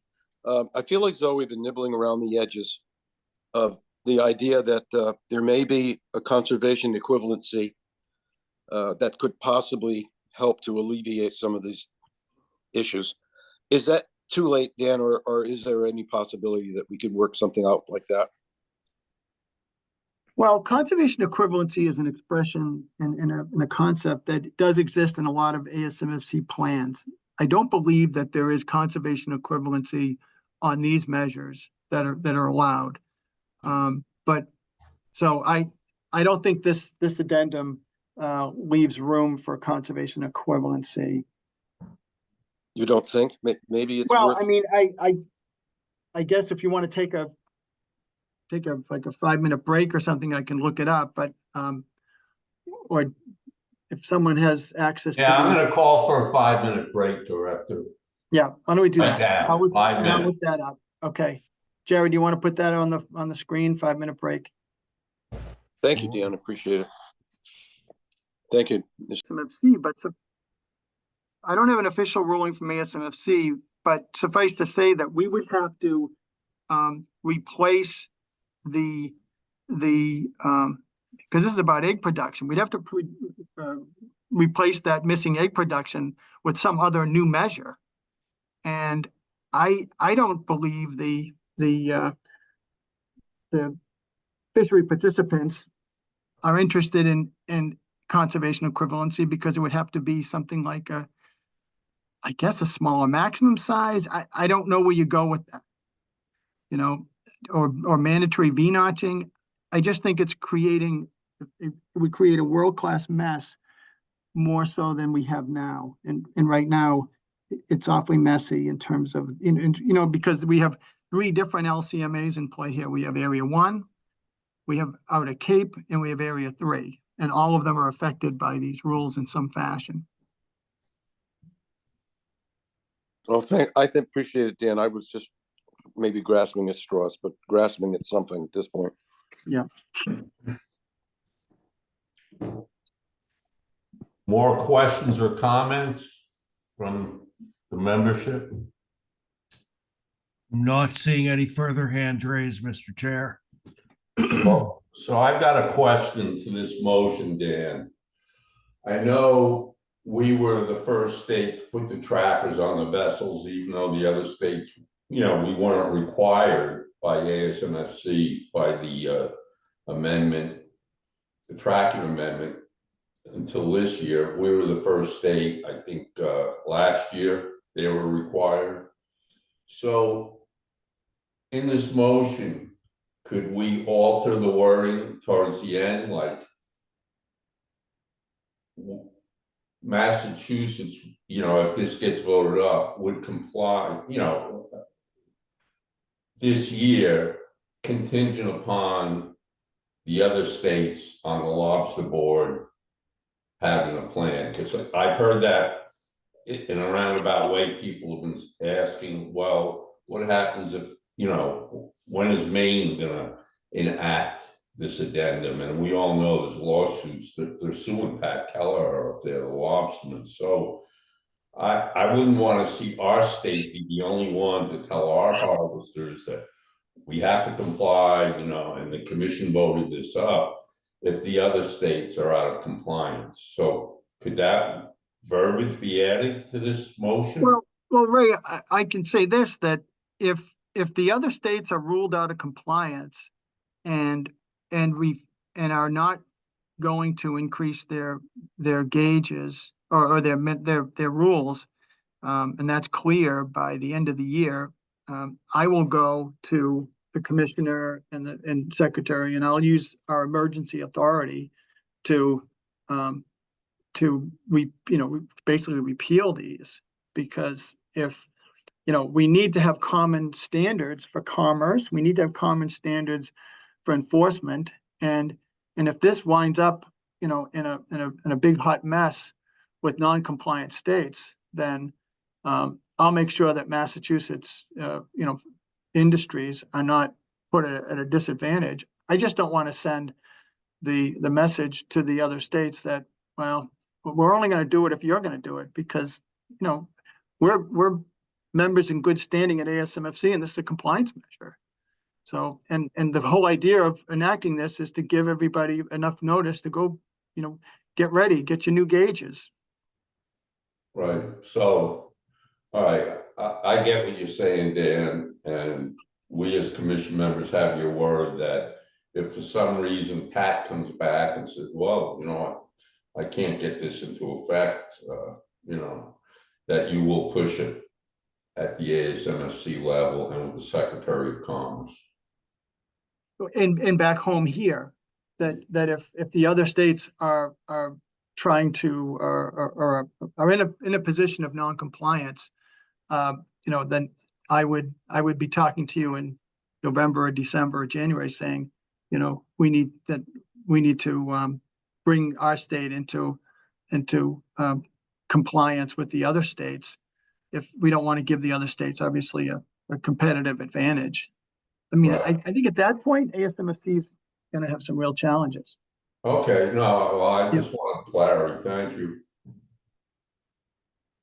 Any other questions or comments for Dan on this addendum? Not seeing any, Mr. Chair. Oh, Commissioner O'Shea. Yeah, thank you, Chairman Kane and Dan McKiernan. The one thing that I'm just curious about is if there is the real issue with the larval stage, it sounds like there's no levers to address that survival, right? It's an environmental based issue that we don't have control over, right? Right.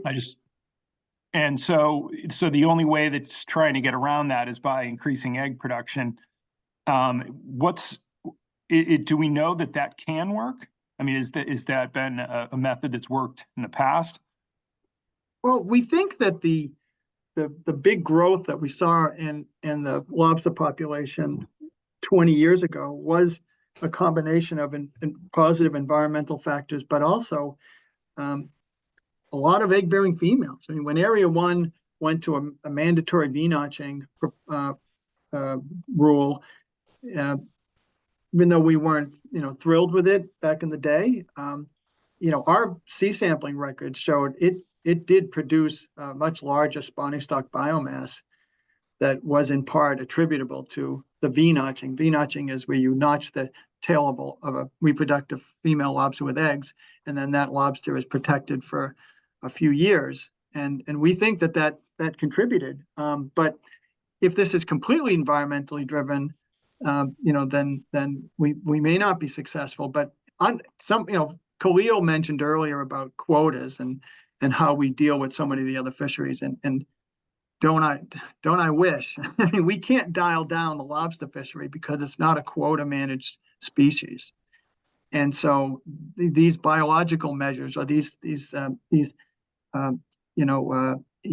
output controls are our best bets, in terms of they're indirect measures. Then they're not direct measures where you, like we do with menhaden or fluke or sea bass, where you turn a dial up or down depending on stock status.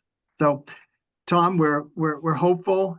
Everybody's hopeful that this does generate kind of an insurance buffer that for more egg production. But one thing that hasn't been mentioned today is these lobsters, when they do grow, beyond the minimum size into that next new minimum size, are going to be heavier, and then lobstermen get paid by the pound. And so, there may be a reduction in the count of lobsters that, all things being equal, if recruitment is static, there should be an increase in average weight.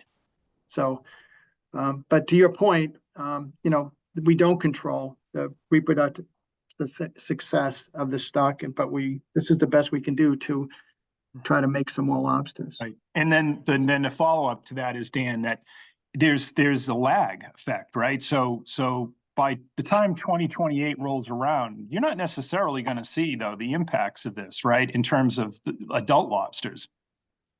Well, that's right. The first gauge increase doesn't happen until next year, and our ventless trap survey, our young of the year surveys, would be detecting, newly settled lobsters in that year in 2025. But the best, most reliable index of abundance is the ventless trap catch per unit effort of lobsters in that 5 to 8 year old range, 2 to 3 inches of carapace. And that would take another 4 or 5 years until they grow up big enough to show up in that survey. And I see Bob Glenn's hand is up, and we would like to defer to him for part of that answer. Bob, you're recognized. Bob Glenn, you're recognized.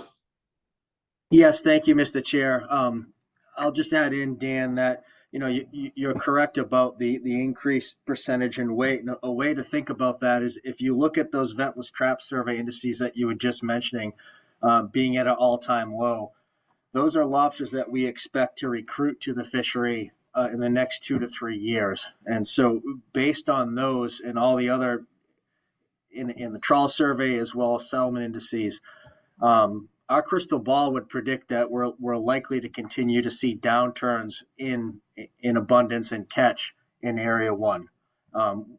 We can't say to what extent with any certainty, but that's likely to occur.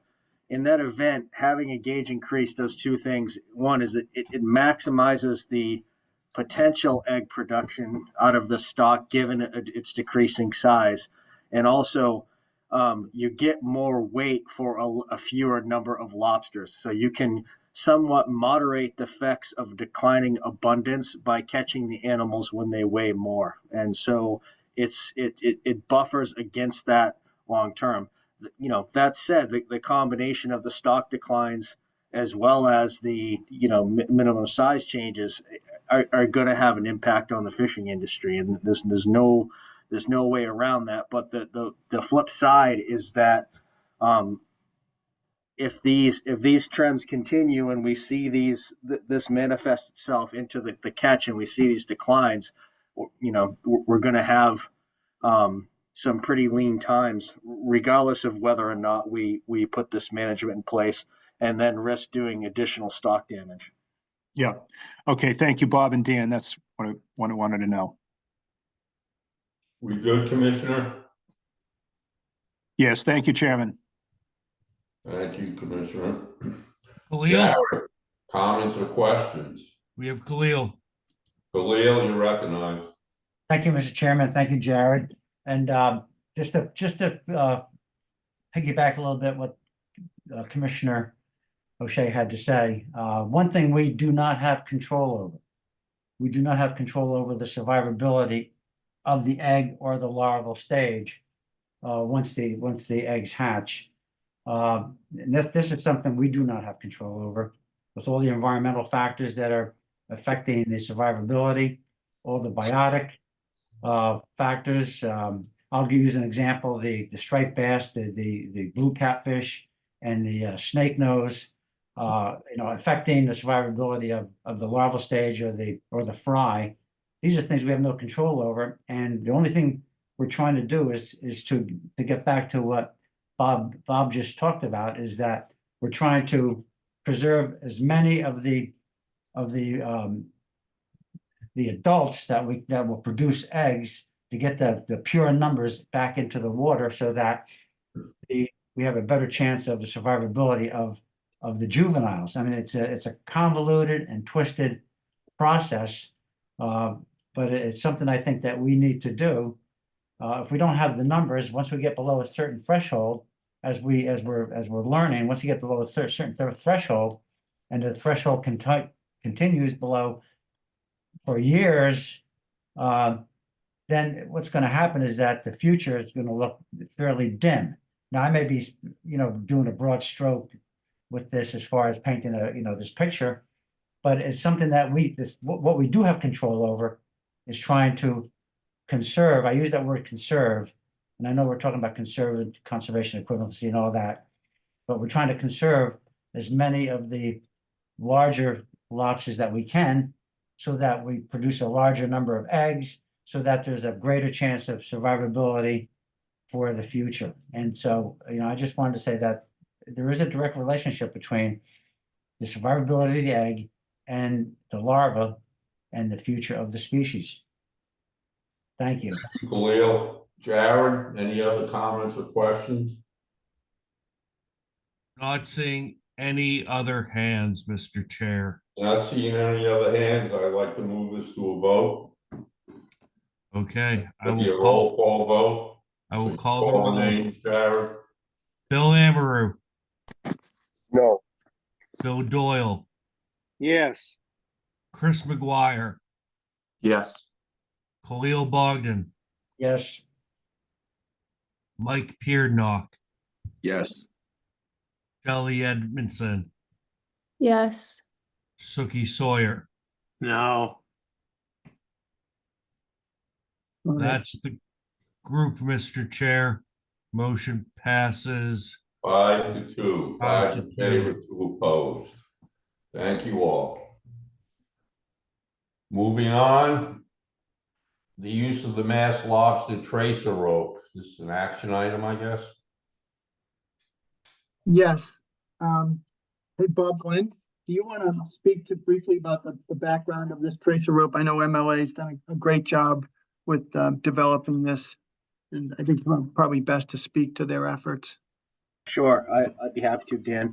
Yeah, so one of the iterations in the ever-evolving development of weak rope is this most recent one, which was an idea from the Mass Lobstermen's Association to try to ease the amount of burden on fishers to have to mark their gear with the Massachusetts gear marking scheme. And their idea was to have a tracer run down the middle of the weak rope that actually has, when pulled apart, you could pull the tracer out and it says Mass Lobster right on it, and therefore, uniquely identifying it as gear that is authorized in Massachusetts. And so they were really instrumental in working with rope manufacturers to get this rope made.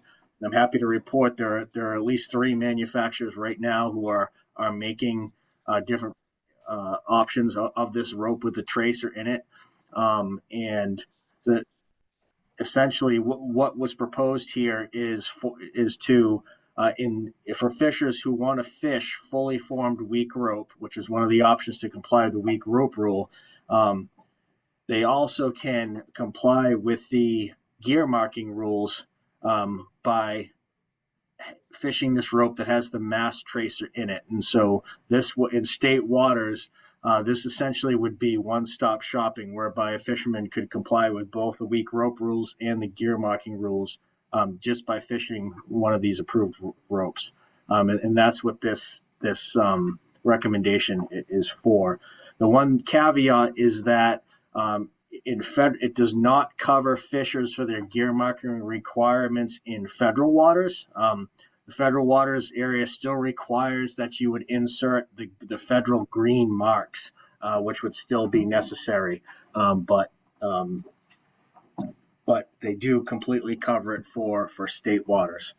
And that's,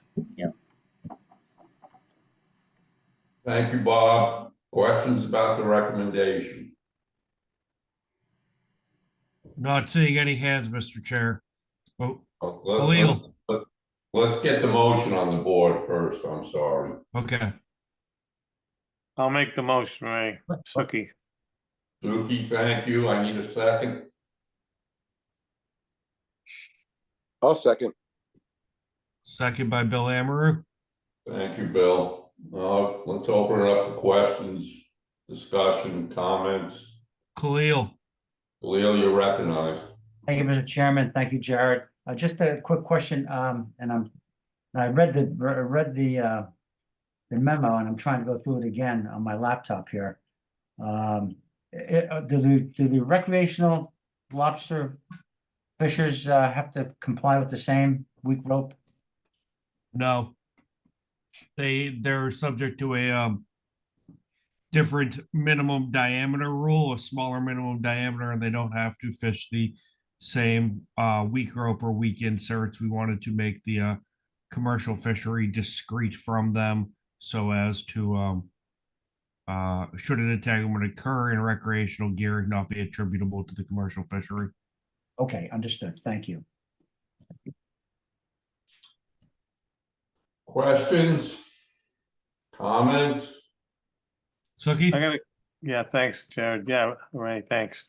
Hey, Bob, do we ever get to the bottom of whether you're still gonna have the 2-foot solid red mark on the top or not? That was the question that came up, but I never got a straight answer. I don't think about that.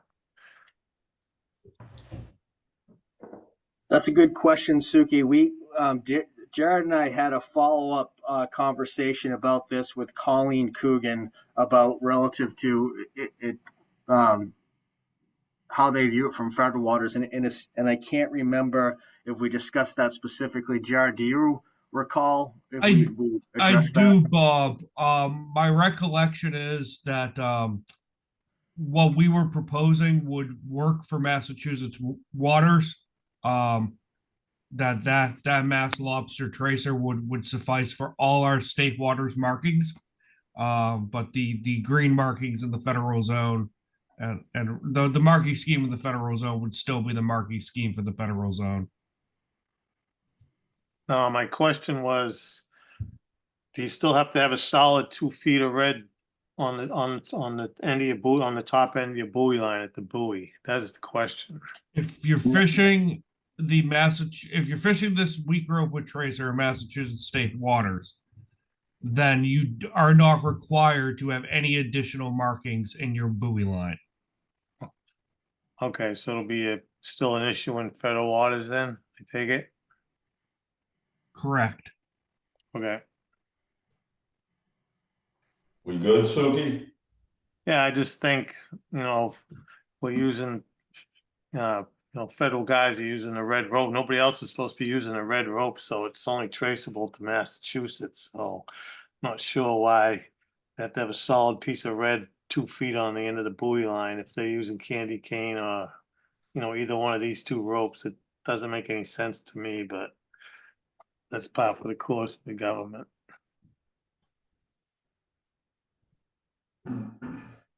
Questions on the recommendation? Comments on the recommendation? Khalil? Khalil, you recognize. Thank you, Mr. Chairman. Thank you, Jared. A quick question. I know we discussed this in the past, and I don't recall. Do the lobstermen have to incur this cost, or are we supplying these ropes, lines to the lobstermen? So I'll take a stab at that. So the answer is yes. So it's a combination of both. So we we have funding and we've continued to, and I'll touch on this a little bit later when I give a protected species update. But we do have compliance assistance program whereby we're distributing the rope and gear marking supplies out to fishers at no cost. We just did a big round of that at the MLA annual trade show, and we'll continue to do so. We have an additional a bunch of supplies on order and coming in that we're just waiting to get, and we'll continue to distribute. And we're constantly in contact with fishing industry members to get their feedback about what type of materials they prefer, etc. That said, the program that we have, I would characterize it as it supplements it, but it doesn't necessarily completely relieve their burden. There's clearly there's each individual fisher would need more gear than what we can completely give them. Thank you. Where is the money raised by the state or by the division to pay for the rope that we're providing? So initially it was through a grant that we had received through ASMFC. And then in the more recent run, it's iterations. We have a large chunk of federal money from the Consolidated Appropriations Act that covers the cost of that. Do you think there's ever a chance that, we seem to be putting a lot of, with all the different things that are occurring on the lobstermen, or the lobster fishers, I should say. Is there a chance any chance down the future that they would not have to incur any cost out of their own pocket to be able to, continue with their business with changes that we are basically putting upon them, without them having to pay out of their own pocket for this? Yeah, I mean, I can't answer specifically if we would get to the point of where we could completely supply all the necessary needs given the size of our fishing industry. But I can tell you that we're committed to continuing to help them transition into this gear, and that as time goes on, most of this what's available now are it's fairly widely available, I guess is what I'm saying. So as fishers have to replace the gear that they would normally replace through normal wear and tear over time, these options are available to them. But again, we'll continue to do the very best at securing funding to provide as much of it as possible. Thank you very much, Bob. Sharon? Any hands? Not seeing any further questions or comments. And can we move this to a vote? I'll call the roll. Bill Amaru, Yes. Bill Doyle, Yes. Chris McGuire, Yes. Khalil Bogdan, Yes. Mike Peardnock, Yes. Shelley Edmondson, Yes. Suki Sawyer. Yes. Motion passes unanimously. Thank you all. And we're moving on to housekeeping recommendations. Jared, you want to describe these since you're our reg specialist? Yeah, sure.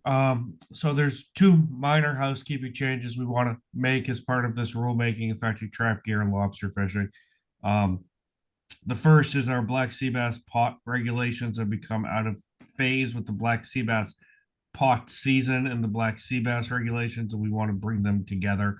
The black sea bass season, directed fishery pots and hook and line now opens July 1 or the first open fishing day thereafter, but we have a remnant rule in our fish pot regulations that say fish pots can't be fished until 2 days before, can't be set until 2 days before July 7th, which used to be the prior open fishing day or prior season start day for the sea bass pot fishery. And we just want to correct that so that they're uniform. And then the second is our protected species regulations refer to the mass restricted area or define the mass restricted area, but don't refer to it in the regulation. Since we amended our rules back in 2021, we've worked to uniquely manage our fish pot and lobster fishery as a single mixed species pot trap fishery. For the purpose of advancing our incidental take permit application. And we remove rules that reference the federal mass restricted area, but we didn't remove the definition in the map. And this just corrects that oversight. So those are two simple housekeeping recommendations. We're looking to move forward. I'll take questions or comments if there are any. Or Mr. Chair, do you want a motion? Yeah, I'd like to have a motion. Somebody please make a motion. Khalil here, I'll make the motion. And move it. Khalil, I'll second it. Shelley, thank you, Shelley. Open the questions, discussion and comments. I'm not seeing any, Mr. Chair. I could call the roll. Please do. Bill Amaru, Yes. Bill Doyle, Yes. Chris McGuire, Yes. Khalil Bogdan, Yes. Mike Pearnock, Yes. Shelley Edmondson, Yes. Suki Sawyer. Yes. All right, Mr. Chair, that concludes action items. So now we're going to move on to discussion items. I believe Melanie will be on board for this federal fisheries management. I am here, Mr. Chair. Good morning, Melanie. Good morning. How are you? Good, good. Good. I'm just going to wait for Jared to pull up some slides. But in the meantime, the council, let's see, we met last week in Mystic, and there was one final action taken, and the rest of the time was really providing feedback to the various committees to help advance 2024 management priorities. So next slide. So the final action that was taken is regarding sturgeon bycatch, and that is involves the monkfish and spiny dogfish fisheries. It's a joint action between the Mid and the New England councils, and both councils agreed on gear-only measures, avoiding any of the time area closure alternatives that ultimately were proving less effective than anticipated because of modeled sturgeon bycatch being more spread out. I know closures were also a concern from a right whale perspective, since there was a substantial risk that monkfish effort could shift into areas of increased risk of interaction with whales. So gear-only restriction measures were deemed the most effective option. If you look at the chart on the slide, you'll see several colored bycatch hotspot areas, and you can focus in on the New Jersey and Delaware, Maryland, Virginia, or so-called Delmarva ones, as those are the only ones impacted. There were no gear measures proposed for the Southern New England area at this time. So starting in the purple New Jersey hotspot area, federal vessels targeting monkfish in federal and state waters will be required to fish with low profile gillnet gear year round. I think that's a January 1st, 2026 implementation date to allow for manufacture, and also to allow for the harbor porpoise take reduction team to consider an exemption to its existing minimum twine size. Additionally, in the New Jersey area, federal vessels targeting spiny dogfish in federal and state waters will be prohibited from soaking gear overnight. That is May to November. So then if you move down to the two lighter blue Delmarva hotspots, federal vessels targeting spiny dogfish would be subject to a November to March prohibition on soaking of gillnet gear overnight. This is only for mesh that is greater than or equal to 5 1/4 inch. Anything less than that would be exempt, given the understanding that that gear is involved in fewer sturgeon interactions. The councils are also requesting the Federal Observer Program develop a carcass tagging program to avoid potential double counting of any dead discards. And that was pretty much it for the actions, but a reminder that this discussion may not be over, as there is a new biop that's expected in January 2025, and that may trigger the need for additional measures. There's also a new sturgeon assessment that's scheduled. I believe that's going to be presented to ASMSC at its August meeting. Next slide. So again, that was the really only action taken. Much of the remainder of the council's time was really spent refining the various action plans on 2024 management priorities, including this action to consider scallop access to the northern edge. And after input from 3 committees, scallop, habitat, and enforcement, the council has basically left 3 alternatives on the table for further development. Of course, no action, so that would mean no access. And then these concept areas numbered 2 and 4. So 2 really would only provide access in that northern area, and concept area 4 is both the northern and this kind of partial southern access. So the council removed from further consideration areas 1 and 3, that full concept area and the southern only areas. The action remains with the scallop and habitat plans to address the goals and objectives, including additional PDT analyses, economic feasibility. Of course, information is needed on groundfish, particularly juvenile cod and lobster impacts. A report from ASMSC on the lobster resource and fishery in that area of Georges Bank is expected shortly. So as the action advances and access alternatives are actually designed, right? We've just got geographic areas right now. Mitigation is going to become an increasing part of the conversation. The council is really, I think the council and NIMS are really trying to avoid any need for compensatory mitigation outside the HAPC. It's not really part of the current scope or timeline. That current timeline really is looking to have final action in September or December to allow for fishery access by April 1, 2026, at the start of the scallop fishing year in that year. So, you know, both the geography and the frequency and intensity of what's allowed for scallop access, those are kind of the real dials to avoid mitigation. So we'll see how that discussion continues. Next slide. Cod transition. This is all about the management transition based on the new scientific understanding of Atlantic cod stock structure. It's an ongoing council priority that received some discussion last week. Basically, the council has endorsed a 2-phase plan. The first phase would focus on the necessary steps to ensure timely spec setting for fishing years 2025 to 2027.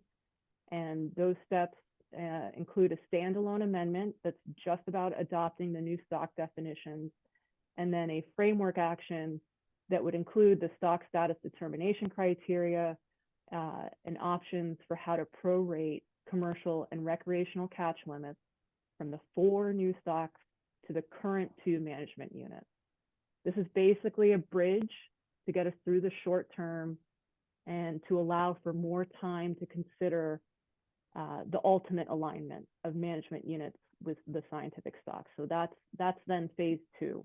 It's a lengthier, more involved action to adopt any necessary rebuilding plans, any additional spawning protections, and then ultimately determining those management units for both commercial and recreational.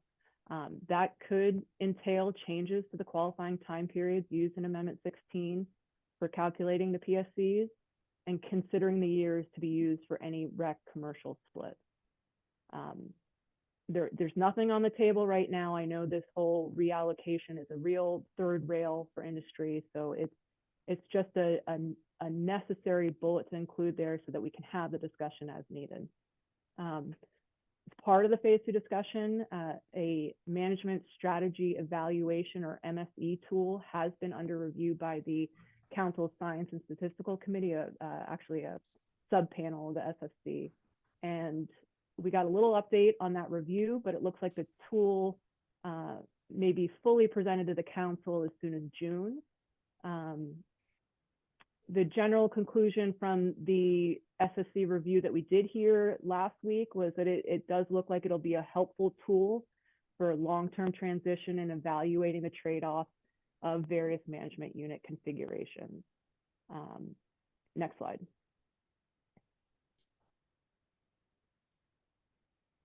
And then the last big discussion I want to update you on is where the council is in its efforts to revise its risk policy.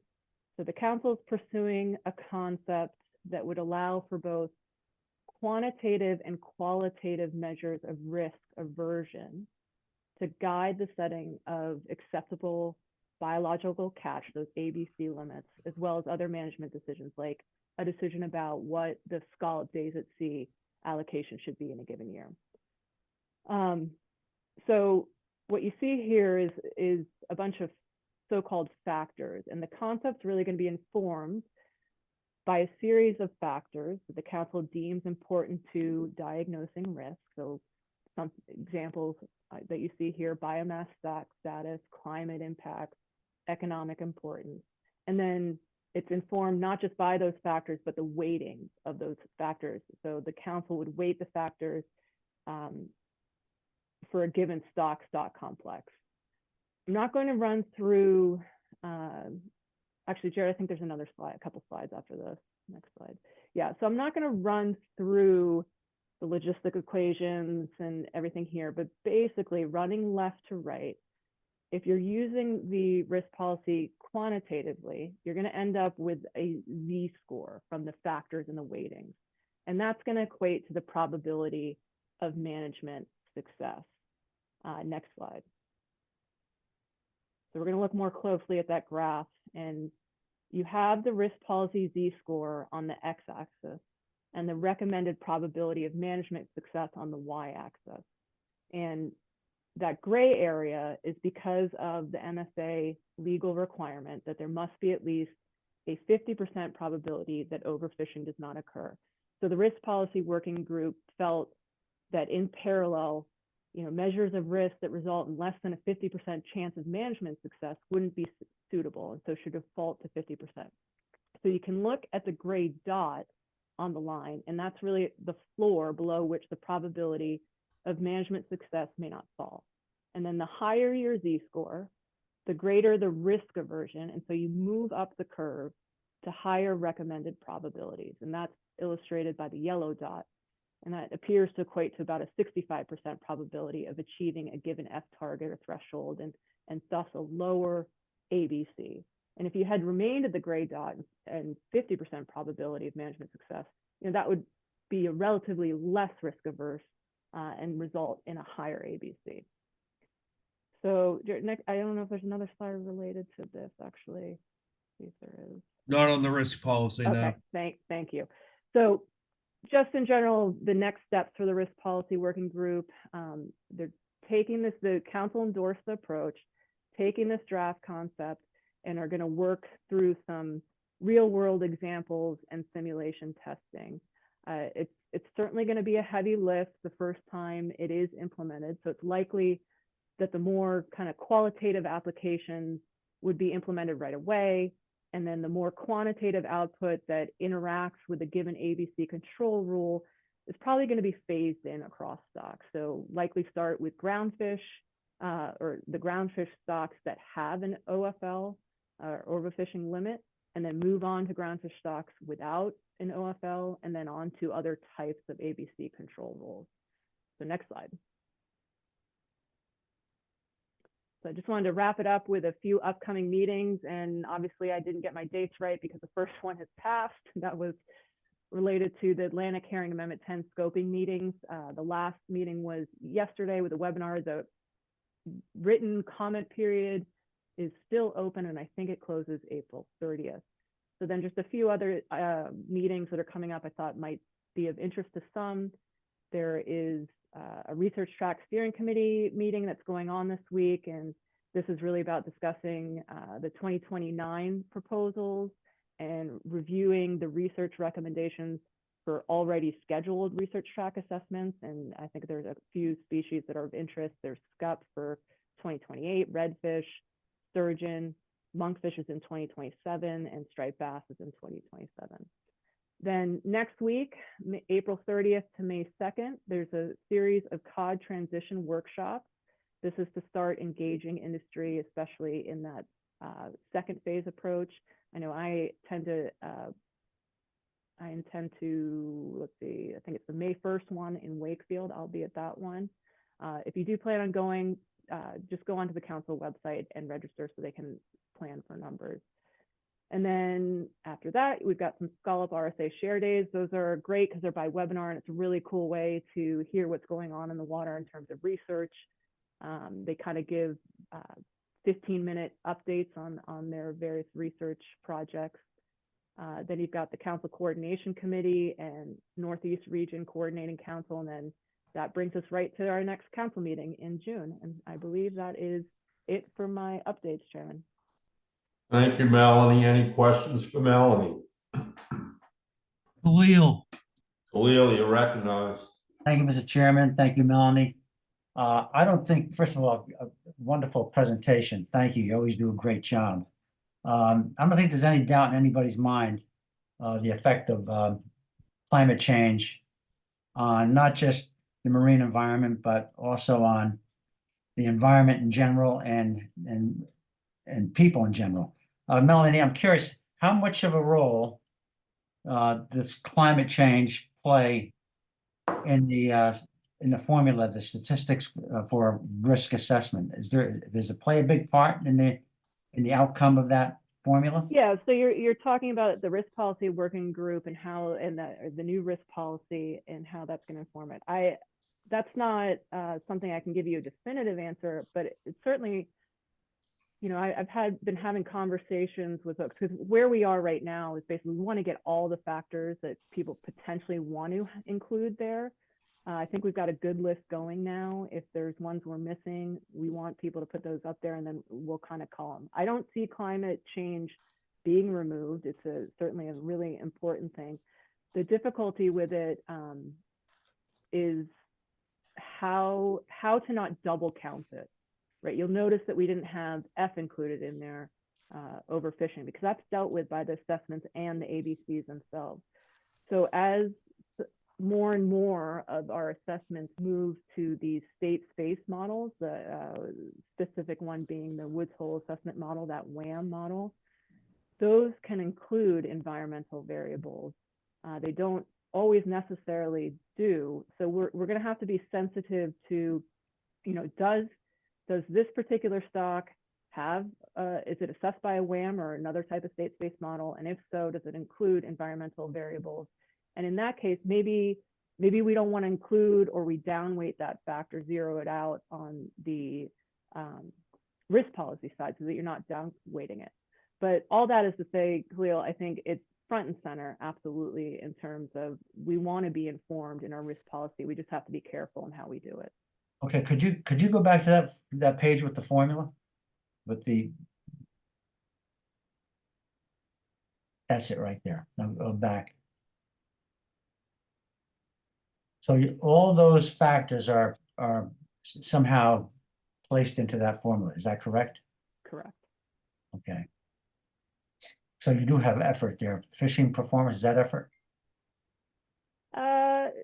Yeah, and again, these are not the final list. This is what we have right now. So this list could change, but right, you got biomass stock status, you got the climate impacts, the trophic considerations, economic importance, community dependence, assessment uncertainty, fishery performance, time since last assessment. So the fishery performance, you know, we have a lot of them have these safe reports that can just give you some indication of what's maybe market considerations, what's going on in the fishery. I don't want to drag this out, but I see you have score X answers and weight. So do any one of those particular items carry more weight than the other? I mean, That's obviously going to be up to the council. So the idea right now, and again, none of this is finalized, but in terms of process, the idea is that, so we want to get away from the remand, right? Having the SSC already vote on an ABC, and then it comes back to the council, and then we're already behind, and we're remanding it back. So the idea is that right from the very beginning, we're giving the SSC information on the council's risk policy. So basically, I think what we're envisioning right now is that maybe sometime in September or something, as part of maybe the prioritization process or something, the council's going to be, individual members will be providing their suggested weights for each of these factors for each stock or stock complex. Like there's, you know, maybe skates, it's going to have to be a cess stock complex. So, and those could change over time. I don't think we're going to want to make this a really top heavy, burdensome process. So we might not be waiting every year, right? But that's going to be a council policy decision about how to weight each of these for each stock. Thank you, Melanie. I appreciate it. Questions? For Bill Mel? Amaru? Bill, you're recognized. Thank you, Mr. Chairman. Thank you, Melanie. My question has to do, and it's really kind of a comment question, it has to do with the scallop, a possibility of scallop opening on the northern edge. If we could take a look at that chartlet, came a little before this one. Yeah, northern edge. Okay, so the northern edge was closed to commercial fishing by New England trawlers and scallopers back about 35 years ago. For those who may not be familiar with the northern edge, because it hasn't been in the spotlight like it used to be, this is probably the richest fishing ground that exists in maybe even the whole northern hemisphere, certainly in the western Atlantic. It was closed because of a protection that was necessary for mainly for cod and groundfish. And of course, the scallop resource benefited tremendously because there's no scalloping going on there either. And with the analysis that's been going on with sampling, they know the population of the scallops up there is just right off the planet. And I'm going to refer back to something that Lieutenant Bass said earlier. You might have noticed in his discussion, he mentioned the Gulf of Maine 200-pound area opening that occurred in April. It's now closed, been closed for a few days. Produced huge yields in extremely short periods of time. And just to give you an example, my son's boat, the old Joanne, was able to tow for as little as 8 minutes to secure the 200-pound limit that they were allowed for that day. That's 8 minutes of bottom time, 5.5 hours of steaming time each way. But that's how fast you can catch the scallops when they've been protected and they're in that kind of condition. So my point goes to Michael Pierdock, who's a member of the council, and Melanie, for your edification. The amount of time that the dredges will be on the bottom in that area when it's open for a period of time, probably to meet a certain limit of projected catch, will be minimal, and the environmental impacts therefore will be very minimal as well. And that's going to be one of the major considerations. You mentioned it earlier that one of the committees that you heard from was the Habitat Committee. It was a committee that I worked with closely when I was there, and I know that they carry a lot of weight. And but that's one of the considerations that should be thought of is the amount of bottom time that the dredge is actually on the bottom versus in a closed area like this where there's great abundance versus in an open area where they might have to tow 5, 10, 20 times as long to catch the number of scallops that they'll need. So that this is a very positive thing. When I was on the council back in the 1990s, this was something we were hoping to accomplish. We never did, but maybe now with the direction they're moving, it will be opened again and controlled, and it can yield. I know that the northern edge is a long way from Massachusetts waters, but the majority of those scallops will be landed in Massachusetts ports. So that's an economic engine driver. Okay, thank you, Melanie. Yeah, thanks, Bill. And I'll just note that, Michelle Bachman, the staffer for Habitat over there, she continues to refine the fishing effects model, which is the Habitat model that's helping to inform these decisions. And right, excellent. It's looking at swept area, and she's continuing to try to. I know they're very good at that. That was something that we were developing when we did area rotational management early on. When I was on the council, we were just beginning to knock on the door of area management and rotational management, and it's worked, as we all know. Okay, thank you. Thanks, Bill. Jared, Not seeing any other questions or comments, Mr. Chair. So Melanie, I have one question. 2 and 4 are in the box now. That's what the council's going to look at. Where is, I don't know if you've spoken to Tracy Pugh, but the lobster industry is concerned about opening this up to scalloping. Do you know what area in, I would say, box 2 or 4 they're thinking about? Well, I know, so, in terms of the goal here, it would be easy if this was just about accessing scallops, right? But it's not. It's accessing scallops in a way that avoids habitats important to juvenile cod, minimizes adverse effects to central fish habitat, and minimizes adverse biological and economic impacts to other managed species. So that would include lobsters in addition to groundfish. And we're trying to be cognizant of that. The ASMSC Lobster Technical Committee has wrapped up a report that's going to inform that information, but it just, because of the timing of the council and the commission, it just hasn't gone to the board yet. So we didn't get that information for last week's discussion, but I fully anticipate we'll have that after the lobster board meets this week, and we'll have some more information about how what the lobster resource looks like out there, and then how we can take what are the potential impacts and how do we minimize them. Thank you. Jared, Yes, hands, questions? nothing further, Mr. Chair. Thank you very much, Melanie. We appreciate your time. You're doing a great job on the council. Thanks, Joe. We'll move this along to protected species, and who has that today? Bob Glenn. That would be me. Good morning, everybody. Good morning, Mr. Chair. Morning, Jared, Robert. I'm going to share my screen here. Yeah, you should be able to, Bob.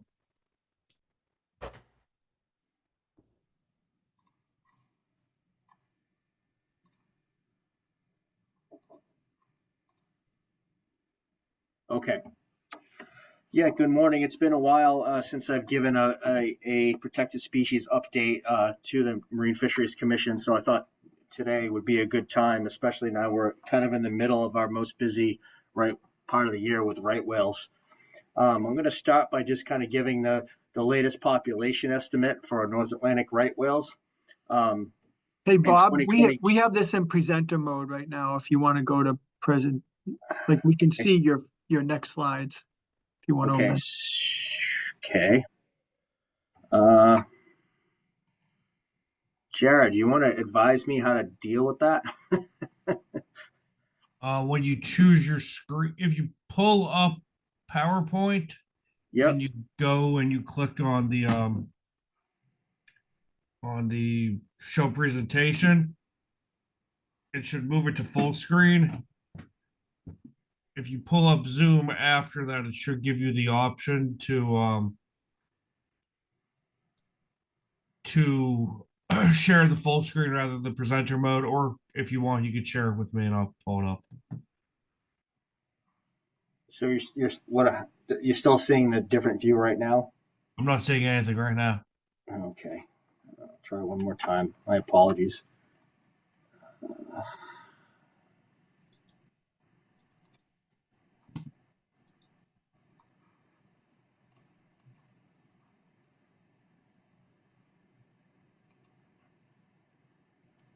Still presenter mode.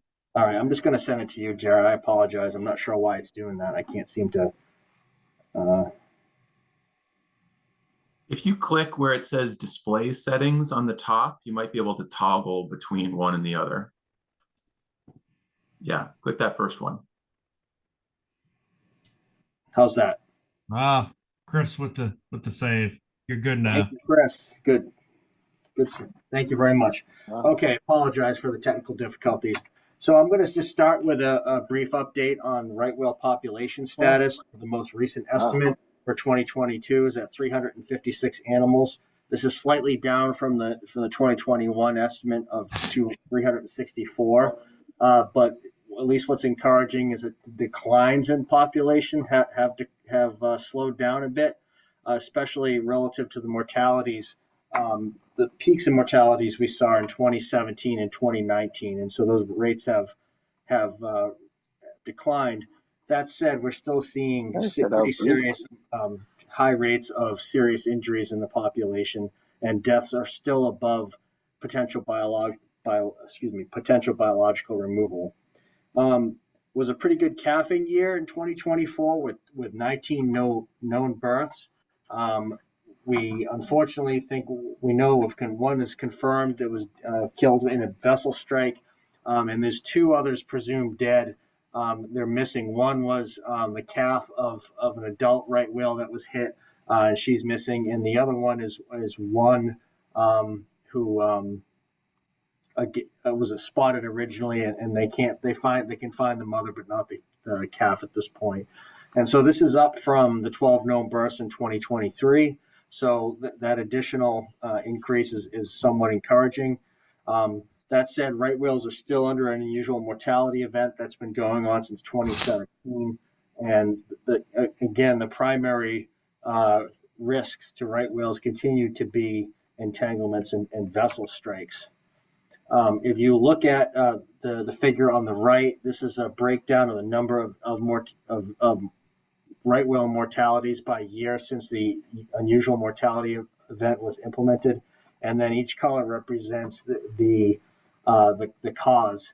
And what's really encouraging, as I said, is that those really peak years where we saw really high mortality events that were largely centered around deaths up in the Gulf of St. Lawrence have really come down in recent years. And the good news is relative to this is in 2028, when NOAA Fisheries initiates new rulemaking under the Atlantic large whale take reduction plan, once the current pause from the Consolidated Appropriations Act is over, we'll be in a better place relative to solving risk reduction because the mortality rates are substantially lower. And NOAA Fisheries uses a 5-year average of mortalities to manage right whales relative to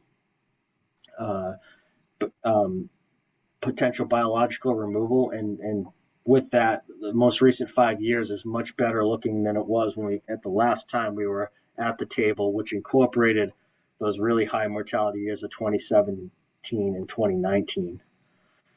So far for 2024, we have 3 known mortalities. There was an adult that I mentioned off of Georgia, was killed by a vessel strike. A second animal was a calf killed off of South Carolina in a vessel strike. And then we had the juvenile whale that washed up on Martha's Vineyard back in I believe it was early March. And then special thanks to the environmental police, especially Lieutenant Matt Bask, who risked life and limb to go out late on a Sunday evening when that whale washed up to go and get a sample of the gear off of that whale. And I'll talk a little bit more about that. Just an overview of right whale detections from a variety of surveillance sources, including the surveillance that DMF administers in partnership with the Center for Coastal Studies for our aerial surveillance in Mass State waters, as well as other survey efforts here by New England Aquarium, NOAA Fisheries, among others.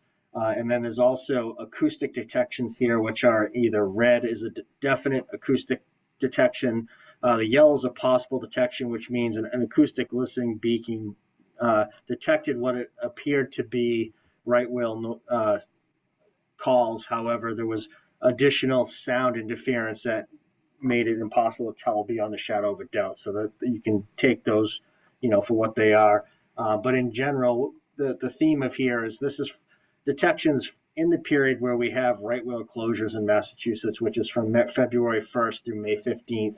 And this is 3 years of data to show. And basically, I think the point here is it shows that by and large, the closures that we have in time and space in state waters and in adjacent federal waters are largely supported by the surveillance information, and that we do have really large numbers of right whales that show up in our waters, and the closures that we have, at least upon review here, look to be appropriate to protect right whales. This is just the most recent update from the plane that flew this week on the 21st, and in Cape Cod Bay that they found 53 right whales, largely over in the eastern portion of the bay right now. So it's that time of year where the numbers can fluctuate daily. It would still not surprise me if we saw a significant increase right before the end of the month. I know it's getting pretty close to May, but we in some years we do have a little peak, and then sometime around the first 2 weeks of May we always see them all leave state waters in mass. And so we continue to monitor this, and especially in this next few weeks, with the potential to open the season by May 1st, surveillance will continue to ramp it up and fly as often as we can to get this information and determine whether or not we can open the season. In this past year, we've been working with NOAA Fisheries to offer letters of authorization to several fishers in Massachusetts who are interested in fishing on-demand fishing gear. Those trials right now are ongoing. In the mass restricted area, which is the area north of Cape Cod, in the shaded box right here, this is the area we allow it. We had 4 vessels this year who have LOAs. And are currently testing on demand gear. When this was last updated, they had completed 118 hauls so far. The Cape Cod Bay itself, the black area, we do not allow ropeless testing there, and that's just from a safety standpoint relative to rail risk. There's such high densities of right whales there. We don't want to take any chances. And then to the south, in the South Islands restricted area, we have an additional vessel who's also participating in these trials. And so far in total, they've conducted about 31 trips where they've landed about 1,700 lobsters and discarded about 1,100 lobsters. And so DMF has also sent observers out on 4 trips now to start to collect some information on kind of gear efficiency and hauling. We put our state observers on board, and they're doing things like, timing how long it takes to deploy this gear and retrieve this gear, in interest of informing some of the work we're doing on economic modeling and relative to comparing it to hauling efficiency of standard gear. And so this work will continue through the end of this month. We've had some positive developments in the incidental take permit front. We got an updated draft. We submitted a draft back in February 2023 to NOAA Fisheries, and then just after in February of this year, in January of this year, NOAA Fisheries got back to us with new comments on the draft, and basically indicated to us that this would probably be the last time we had to address comments with them. We're kind of closing in on the final version of the incidental take permit. We're working on addressing some of the issues they identified and plan to submit what is the final version of the habitat conservation plan, along with the full incidental take permit application to NOAA Fisheries by the end of June of this year. And then it will be back in NOAA Fisheries' hands. And they, where it has to undergo NEPA analysis by National Marine Fisheries Service. And what they're saying is that this could take between an additional 1 to 2 years, and it depends on whether or not their NEPA folks decide whether or not an environmental assessment or environmental impact statement is needed. The environmental impact statement is a much more lengthy process, and that's why there's such a range there. So we'll do our due diligence, get the application in by this June, and we'll keep you posted on developments from NOAA Fisheries. I spoke to this earlier. I believe Khalil had some questions about compliance assistance, and we've been doing this since 2021, when our additional weak rope and gear marking rules went into place. This year in 2024, we were at the MLA trade show. We gave out over 100 coils of rope, several cases of red and green marking twine, several cases of the 1,700-pound black weak links, numerous short South Shore sleeves, and heat shrink tubing for gear marking, and so a whole host of things. We came with a double-sized booth fully loaded with gear, and we distributed all the gear that we brought. We also have there was a lot of interest for weak rope with a lobster ribbon tracer in it, manufactured by Everson. It's one of the more popular brands of pot warp that are used in the fishing industry. And so we have that on order. Our hope was that that was going to be delivered for the MLA show, but there's been a supply chain slowdown, and so we're anticipating to get this in 2 weeks. And as soon as we get it in, staff will begin to make arrangements to distribute it out to fishing industry members. And we'll continue to distribute this throughout throughout the year. We also finally got spending approval on our large whale grant that we received through the Consolidated Appropriations Act. We just got notice just this week that the spending plan that we put forward is approved. And this also then allows us, provides us with substantially more additional funding to do additional purchases and compliance assistance. And as I said before, we continue to talk to industry members and solicit. We get a lot of great feedback at the MLA show, and we use that to help guide us in purchasing decisions about moving forward about what kind of gear fishers would like us to get and get out to them. We also had a very successful gear retrieval program. Just to remind you, this is a program we conduct annually now in collaboration with the Mass Environmental Police. And essentially what happens is as soon as the February 1st rolls around and the gear closure goes into effect, we use a combination of aerial surveillance as well as boat patrols by Mass Environmental Police to identify any abandoned or derelict gear left behind in the closed area that presents a potential risk to right whales. And then we use contracted commercial lobster vessels to go out in concert, working with DMS staff and MEP to haul this gear out of the water and get it back to shore where it's no longer a risk to whales. And so the highlights for this year is we had 6 commercial vessels who participated. We completed 15 sea days, hauled approximately 324 traps and approximately 170 buoy lines. And so this is really on par with what we saw in the 23 program. And if you remember, back in 2022, the first year of the expanded closure, when we did this work, we had to conduct 50 sea days and pulled in excess of 2,000 traps in that year. And so since that time, we've seen much better compliance with getting gear out of the water. The vast majority of what we find now is just gear that is heavily grassed over and has been lost by the fisher because it was moved in a storm or dragged away or et cetera. And so by and large, compliance has been pretty good with a few minor exceptions.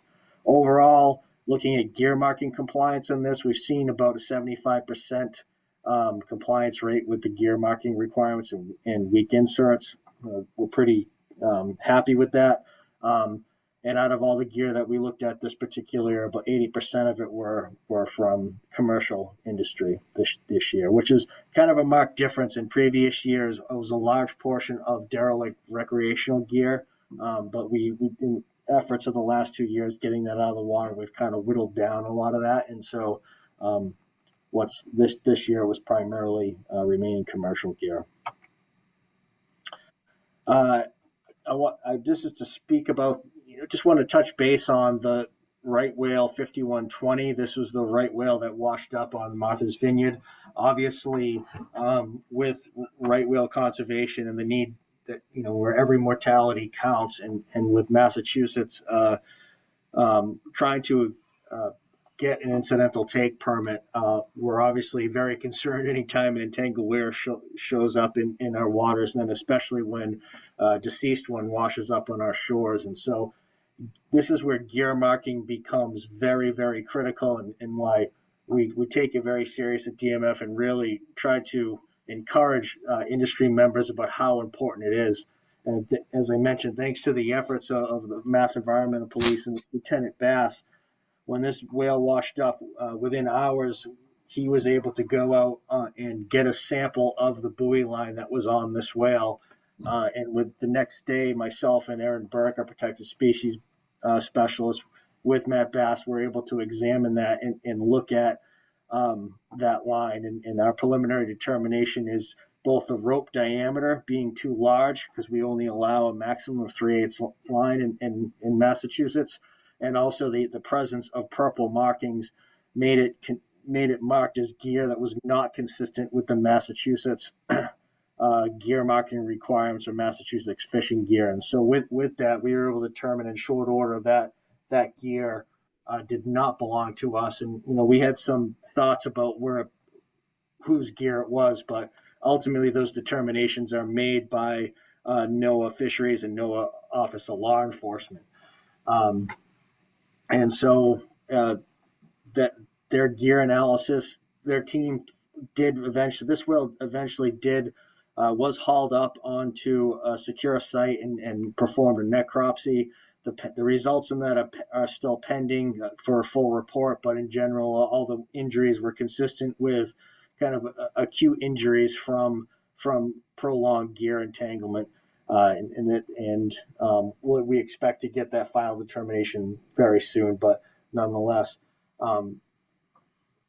Then following up on that, about a month later, NOAA Fisheries convened a team of their law enforcement along with representatives from Maine DMR, as well as Mass Environmental Police and DMF, all met up at Garfo to examine this gear seen in this picture. And with that, final determination was made that this gear was consistent with to gear that is authorized by the state of Maine. And most likely, because of the lack of any green marks, it's suspected that this is state waters gear from Maine. And then so, again, this is why the gear marking is so critical to us. But, unfortunate that we have any right whale mortalities, but relative to managing our fishery, the gear marking just continues to remain such an important aspect. An update on the wedge. The wedge is, as you all know, is this small green area in federal waters that was made kind of accidentally when Massachusetts extended the state waters closure north up to the Gloucester border, to the New Hampshire border, based on right whale presence. It created this gap between the federal waters closure and state waters. And this area, based on aerial surveillance that we have, is an area one where fishers like to put a lot of gear because it's fairly close to shore and out of harm's way to a large extent, but largely as an area where we suspect fishers used to store gear. Unfortunately, it's also an area where we see fairly moderate aggregations of right whales. And so in February of 2024, NOAA Fisheries published a final wedge rule and closed the wedge consistent with the rest of the mass restricted area closure with an effective date of March 8th. However, they were sued over that, and on March 14th, Judge Taylor of the District Court of Mass, Federal Court, ruled the Consolidated Appropriations Act of 2023 barred wedge rule until December 31st of 2028. So that area is open. Since that time, based on aerial surveillance, we have seen kind of an increase in the amount of gear being put there since the beginning of March. In general, we continue to have a high degree of concern about this, given the overlap of a moderate presence of whales and fishing gear, and then really large aggregations of whales just south of there who, when they leave here, largely head north. And so we just continue to view this as a risky situation. Along those lines, we've gone out twice now, one day off of Cape Ann and then one out into the waters of the wedge a little farther south, working with NOAA OLE and Mass MEP to haul some gear with the DMF vessel to inspect it for gear marking compliance. And unfortunately, in a couple of instances, we found gear out there without the appropriate federal marking. And so in this case, it was rope fished out in federal waters. It only had the Massachusetts state red colors and did not have the appropriate green marking next to it that shows that it belongs to the federal waters fishery. the issue and the risk with that is if that gear does get entangled on a right whale and it shows up with just the red marks on it, it's basically would be credited to Massachusetts State Waters Fishery, and would obviously greatly jeopardize any chance we have of getting an incidental take permit. And so we continue to hope to continue to do some gear hauling in federal waters and address that. But you know, that'll have to probably be more next year as the season starts to wane. And you know, potentially we have a few pending enforcement cases related to those gear that we hauled that were not appropriately marked. And with that, I'll take any questions. Questions for Bob Glenn? Bill Jared, Amaru? Bill, you're recognized. Thank you. Yeah, a couple of quick questions. Bob, in the project that has the pop-up type gear being tested, you had some statistics as to the number of hauls, et cetera, et cetera. What was the success rate for the actual buoys coming to the surface? Has that been cataloged? So, Bill, I can't speak exactly. It is cataloged. We do have that data. I don't have that. I can tell you it's in the ballpark of high 80s to low 90% rate as far as the pop-ups are based on our observations. But I don't have the exact statistics in front of me for the trips that have been conducted this year. At the end of this season, we require NOAA Fisheries working with their participants to file a report that summarizes all that, and I can make that available to the commission at a later date once I get all that data. Okay, fair enough. Do you have any information about what they do with a string that doesn't have a successful retrieval? Yeah, we had our observer out on board on a day when there were a couple of successful retrievals. And in that case, they have to grapple. And in both cases on the trip that we had an observer on board, they were able to successfully grapple the gear back up. Good. That's good. Okay. The other question I have is, you gave us the number of right whales that were sighted in 2024 so far. Do you have anything that can show us what we had last year so we can track what the possibilities of numbers would be? Yeah, sure. So let me just elaborate. The map that I showed for sightings wasn't for this year. It was just for one day this week, which was 50. The other map I showed was 3 years of sightings data for the period of February 1st through May 15th. But if you want a specific number of individual right whales sighted in Massachusetts, I don't have that at arm's length, but I can get that from Aaron Burke and I can make that available to the commission within a day or two. No, that would be helpful. I appreciate that. You know, obviously the idea is, what's the trend? You know, do we have one that we can perceive? Sure. Yeah, what I can speak to is based on looking at the long-term trends as well as a recent published study by a researcher out of the New England Aquarium. The trend is that right whales are using Cape Cod Bay and Massachusetts Bay with increased frequency in the last decade, and that number continues to kind of ratchet up a little bit every year. Okay. And so the trend has been more, but I can support that with our data and that paper that I'll forward around to commission members. Thank you. I appreciate that. That's Sure. great. Thank you. Thank you. Jared? Not seeing any further questions or Commissioner O'Shea. Commissioner O'Shea, you're recognized. Thank you, Chairman. Thank you, Jared. Yeah, I just saw the presentation, Bob. Thank you on the amount of gear you mentioned being stored in the wedge.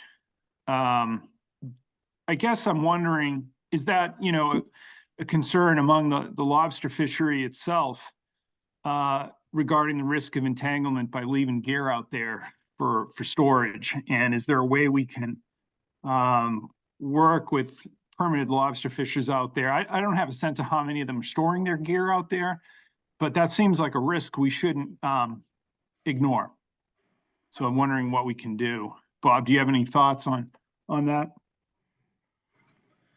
I mean, yeah, I think, I mean, to a large extent, it's a little bit of a difficult situation in that there are some fishers who they may live in areas where trap storage or municipalities where trap storage is difficult, and so I think potentially one option would be to maybe to work with some of our sister agencies who have land holdings who might allow us to use portions to temporarily store to allow fishers to store gear. That might be an option to kind of at least make the argument that they don't have the appropriate place to store gear. Give Yeah. them that opportunity. But and in general, it's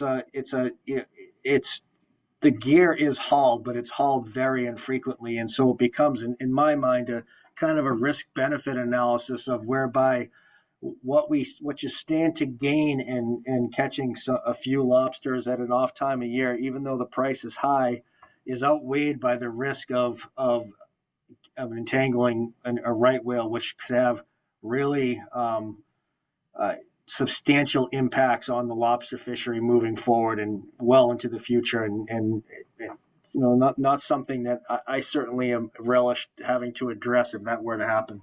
Yeah. I mean, is this a concern to any of the commission members? I'm just curious where people are at. Well, the commission is asking commission members for comment. Does anybody want to comment?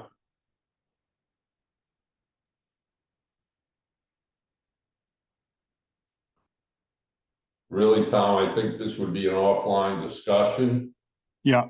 maybe with you up in your office in Westboro, or maybe at the next commission meeting in New Bedford, where we can, speak to you in private. Or Sure. I understand. Yeah, I just think it's an issue we just don't want to leave ourselves exposed to. So, well, I think a lot of their argument will be that the judge sided with them.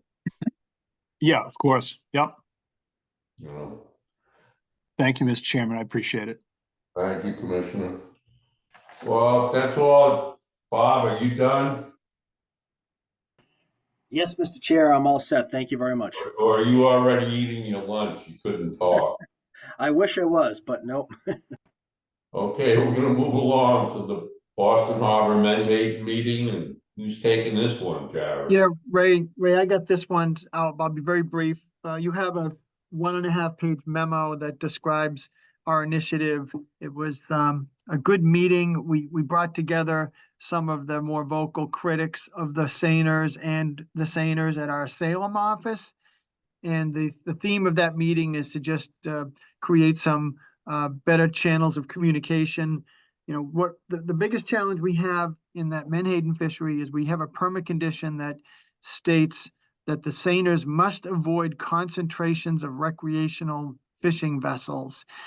And that is a very difficult metric.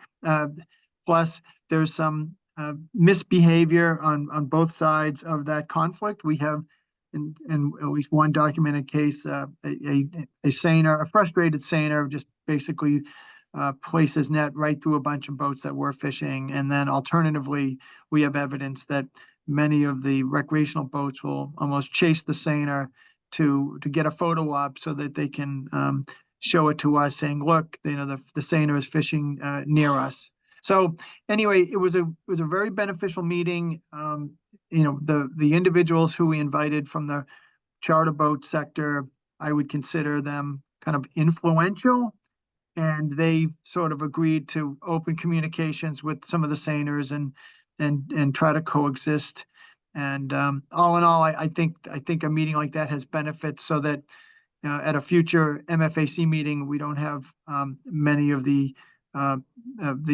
those involved with the conflict, be asking for more draconian actions and try to get them to coexist. What's interesting is even most of the charter captains have commercial permits and understand, the value of the commercial fishery. And so we're hopeful that having enhanced communication will reduce the tension on the water, and we'll keep you posted. Questions for the director? Not seeing any hands raised. So that season this year will start May 15th, Dan? Well, the Manhattan season is gonna open May 15th, but we don't allow the seiners to come into Boston Harbor and the other intranet areas until June 1st to avoid any bycatch of river herring that might be staging on their way up the runs. Well, yeah, I'm just thankful that you bumped it up an entire month, because last year we missed Mhm. fishery, and I'm already getting reports about schoolies being down off the vineyard, south of the vineyard in Rhode Island, school striped bass. So Yeah. where they are, the Menhaden will show, and Mhm. they come through early again this year as they did last year. I don't even consider it early anymore, because we talk so much about climate change. Our commercial fleet will get a shot at their 10 million pounds early on, and maybe that will relieve some of the conflict that's been going on in Boston Harbor. Mhm. Yep. Just a thought. Yep. Any other questions for the director on this? Not seeing any, Mr. Chair. We can move on to the 2023 fishery performance review. That would be Story Read. Good afternoon, Story. Good afternoon, Mr. Chair and everyone else. Let me just share my screen. And we thought we'd give you an update on where things finished out to a certain extent in 2023. The one caveat as I bring this up is this data is dealer data. It does not yet include federal surf clam or ocean quahog data. Can you see my screen? Yes. Okay. So we'll go through these fairly quickly, and then we'll provide them to you after. For permitting trends, we always see a little fluctuation in commercial permits issued, the blue line there at the top, but usually we are issuing very close to 8,000 commercial permits annually. Those are of all different varieties, from coastal lobster permits to shellfish and seaworm permits, and everything in between. And then for dealer permits, we're usually issuing around 1,800. About 500 of those are primary buyers, meaning they're able to buy directly from harvesters throughout the year. And then the special permits you see that is very steady in the 500s include both shellfish propagation permits and aquaculture permits, as well as things like scientific permits. Getting into landings, the total ex-vessel value of all species for 2023 was right around $550 million. And what you see here are the top 20 species, all of which were valued at $2 million or more. And they're ranked here, highest value to lowest. Sea scallops always dominate our landings in terms of value, followed closely, or not closely, but followed by lobster and then oysters, which would be the two most valuable species landed from within state waters. But throughout the top 20 list, you can see some of our quota managed species like striped bass and fluke. You can see some of our shellfish species and so forth. So the variety is very apparent in this slide. In terms of our quota managed fisheries, we've been through most of these as we wrapped up calendar year 2023.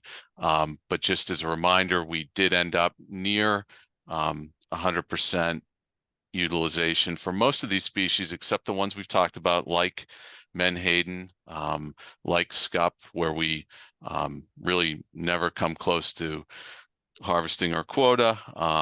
To TOG, we were a little bit over, but there's just a summary slide there for you. The next slide is just a little bit different visual of what's driving both our landings and the value. So the green pie piece here is our sea scallop fishery for the most part, driving the bulk of our landings and the bulk of our value. Another interesting one is the darker blue pie piece for lobster, where lobster accounts for 4% of our poundage, but 18% of the ex-vessel value because of the higher value of the species and so forth. So we just thought it was another interesting way to look at this. Okay, and then you'll recognize these slides, the running totals of ex-vessel value and landings throughout the year for the past handful of years. And this first slide is all species combined. The black line representing 2023, you can see that the total landings in terms of pounds was actually down a bit in 2023, and the value was on the lower end of the recent time series, right around $550 million. And we always like to show how that those numbers, overall numbers, are driven by sea scallops. And you can see that here with sea scallop landings were a bit lower this year compared to 2022 and quite a bit lower than previous years before that. And that translates into a lower total value for sea scallops, just over 300 million. And that can really drive the differences we see in our overall landings for the state. Then this is looking at all species except sea scallops, so pulling out that driver. When we do that, we can see that the total poundage landed was still lower in 2023 than recent years, but the value was not the lowest. It was up a bit over certainly that 2020 year and lower than the previous 5-year average. But you can see where sea scallops drive this and what it looks like without them in here. Lobster, the landings in 2023 were up from 2022 by 1 million pounds or so, and that the value was also up. And then so therefore the total ex-vessel value of lobster was fairly high, not as high as that record year we saw in 2021, but back up above what we saw in 2022 for sure, nearing $100 million.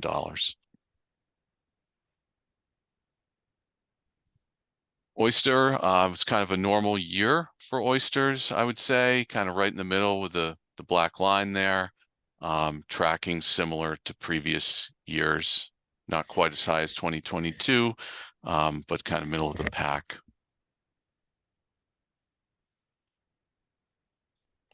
Groundfish, we were at the lower end of the recent time series for landings in terms of pounds, and the value was at the lower end as well, but still higher than that 2015 to 2019 average. So tracked similarly, just a bit lower. Oftentimes groundfish landings are driven by haddock. We didn't break this out, but oftentimes that is what drives this in recent years. That's all I've got. I'll take any questions, but we'll provide these slides for you so you can take a longer look at them. Thank you, Story. As always, a good presentation. Questions for Story? Not seeing any hands raised, Mr. Chair. Thank you, Story. I'd appreciate those slides if you could forward them to me, Story. Will do. Yeah. I'll circulate the presentations at the end of the meeting, Mr. Chair. Thank you, Jared. Moving on to other business. Let's go around the table. We'll start with Michael Peardnock. Any comments? Closing comments, Michael?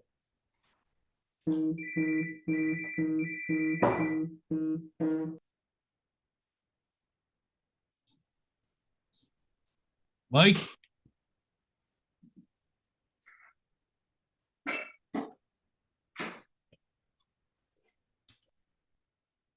Mike? Yeah, I somehow got muted there, Jared. I don't know how. Michael Peardnock, closing comments.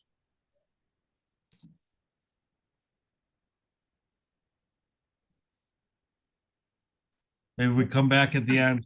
Yeah, Suki Sawyer, closing comments. All set, Ray. Thank you. Thank you, Suki. Khalil. Thank you, Mr. Chairman. The only thing I want to say is very interesting meeting. There weren't a lot of action items, but yet the meeting I thought was really well run by you and very informative, and I learned a lot, and I just want to commend the commission and also DMF for, again, all of their hard work. Thank you. Thank you, Khalil. Shelley Edmondson. No comments, Ray. Thank you. Thank you, Shelley. Chris McGuire.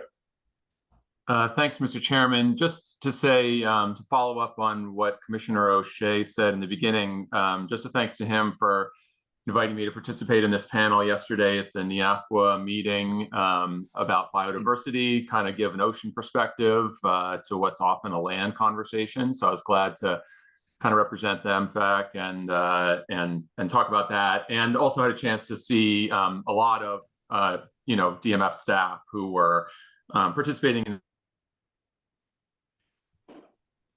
I also had a chance to participate in a group of talks about offshore wind that was led by Justin Bopp from DMF, who did a great job. So fun to be at that conference and talk ocean with folks who don't really think about the ocean as much.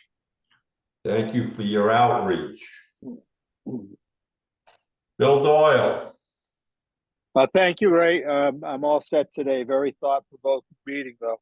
Thank you. Thank you, Bill. How's your daughter doing? We got a good report, so I'm very, very happy, very relieved. No permanent damage. Good to hear. Thank you. Bill Amaru. Thank you, Ray. I don't have anything. Just I would recommend everyone, if you're near an ocean or a forest, get out and enjoy this incredibly beautiful mid-April day. Thank you.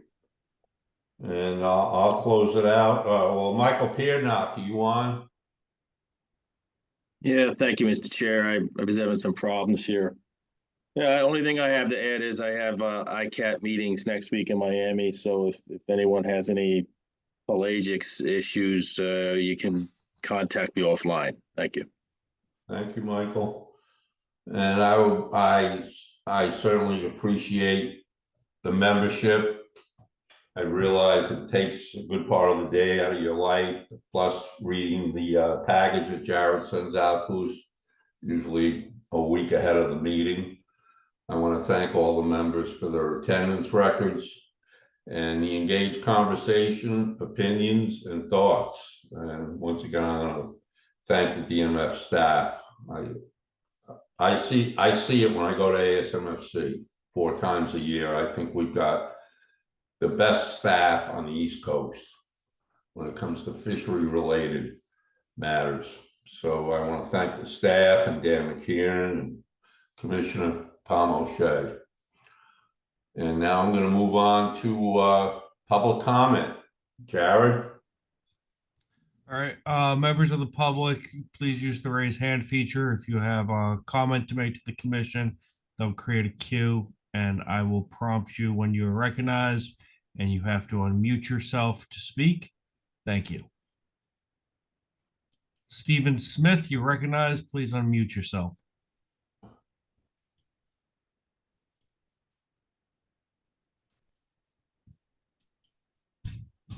Stephen, we can't hear you.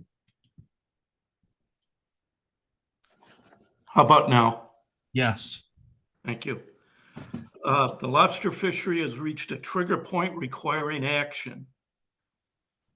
There is a major point that is lacking, and that is the effort control. We're dealing with a minimum gauge increase, but that minimum gauge increase will mean nothing if the effort is so much more that it could overtake or overwhelm the minimum size increase. In Massachusetts, according to data between 2016 and 2022, there was 380,000 traps fished with 1,000 license holders, approximate. 30,000 of those traps were on the Outer Cape. So the 350,000 remaining traps fished in the Outer Cape or in Massachusetts, under the 800 trap limit, That is enough traps to catch 17 million pounds of lobsters. That's what the data shows on average. What is remaining of those 350 of those licensed trap holders is 450,000 unused traps.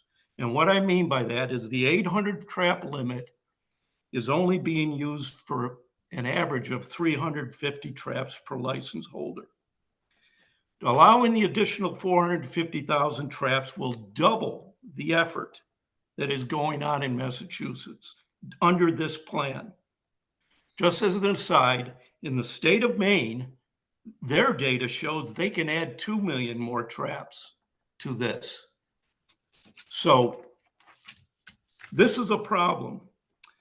In regards to the V-notch and maximum size, if you refer to your materials on pages 23 and 24, you can see that there is 2 charts indicating the effects of minimum size increases. One of them has egg production, and the second one has the various sizes in the catch. These are very professional charts. They're specific, they're detailed, and you can tell that there is some input in them. In regards to V-notch and maximum size, there aren't any charts in this manner.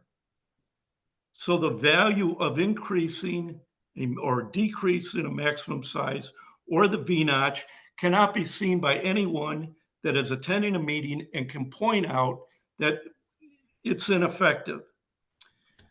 These 2 measures were never sent out for peer review and have never been properly analyzed. In conclusion, I want to make 2 points: that Massachusetts needs an effort control plan that does not allow traps to double during the time of this new plan. The total 350,000 traps should be the maximum amount allowed in Massachusetts. How they are distributed is up to the fishermen and the state, and that can be determined on their own. V-notch and second point, V-notch and maximum size should be scrapped due to results unless a peer review report outside of New England can be made with accurate information. What we're getting right now is people taking a lot of credit for good harvests of catch for V-notch and maximum size, but not taking any of the responsibility of the loss of catch. Thank you. Thank you, Stephen. Garrett? Not seeing any other hands raised, Mr. Chair. So no one else from the public wants to speak. I'm gonna ask for a motion to adjourn. Move to adjourn, Khalil here. Thank you, Khalil. Seconded by, I'll second it, Ray. thank you, Shelley. This meeting is now adjourned. See you all next month in New Bedford.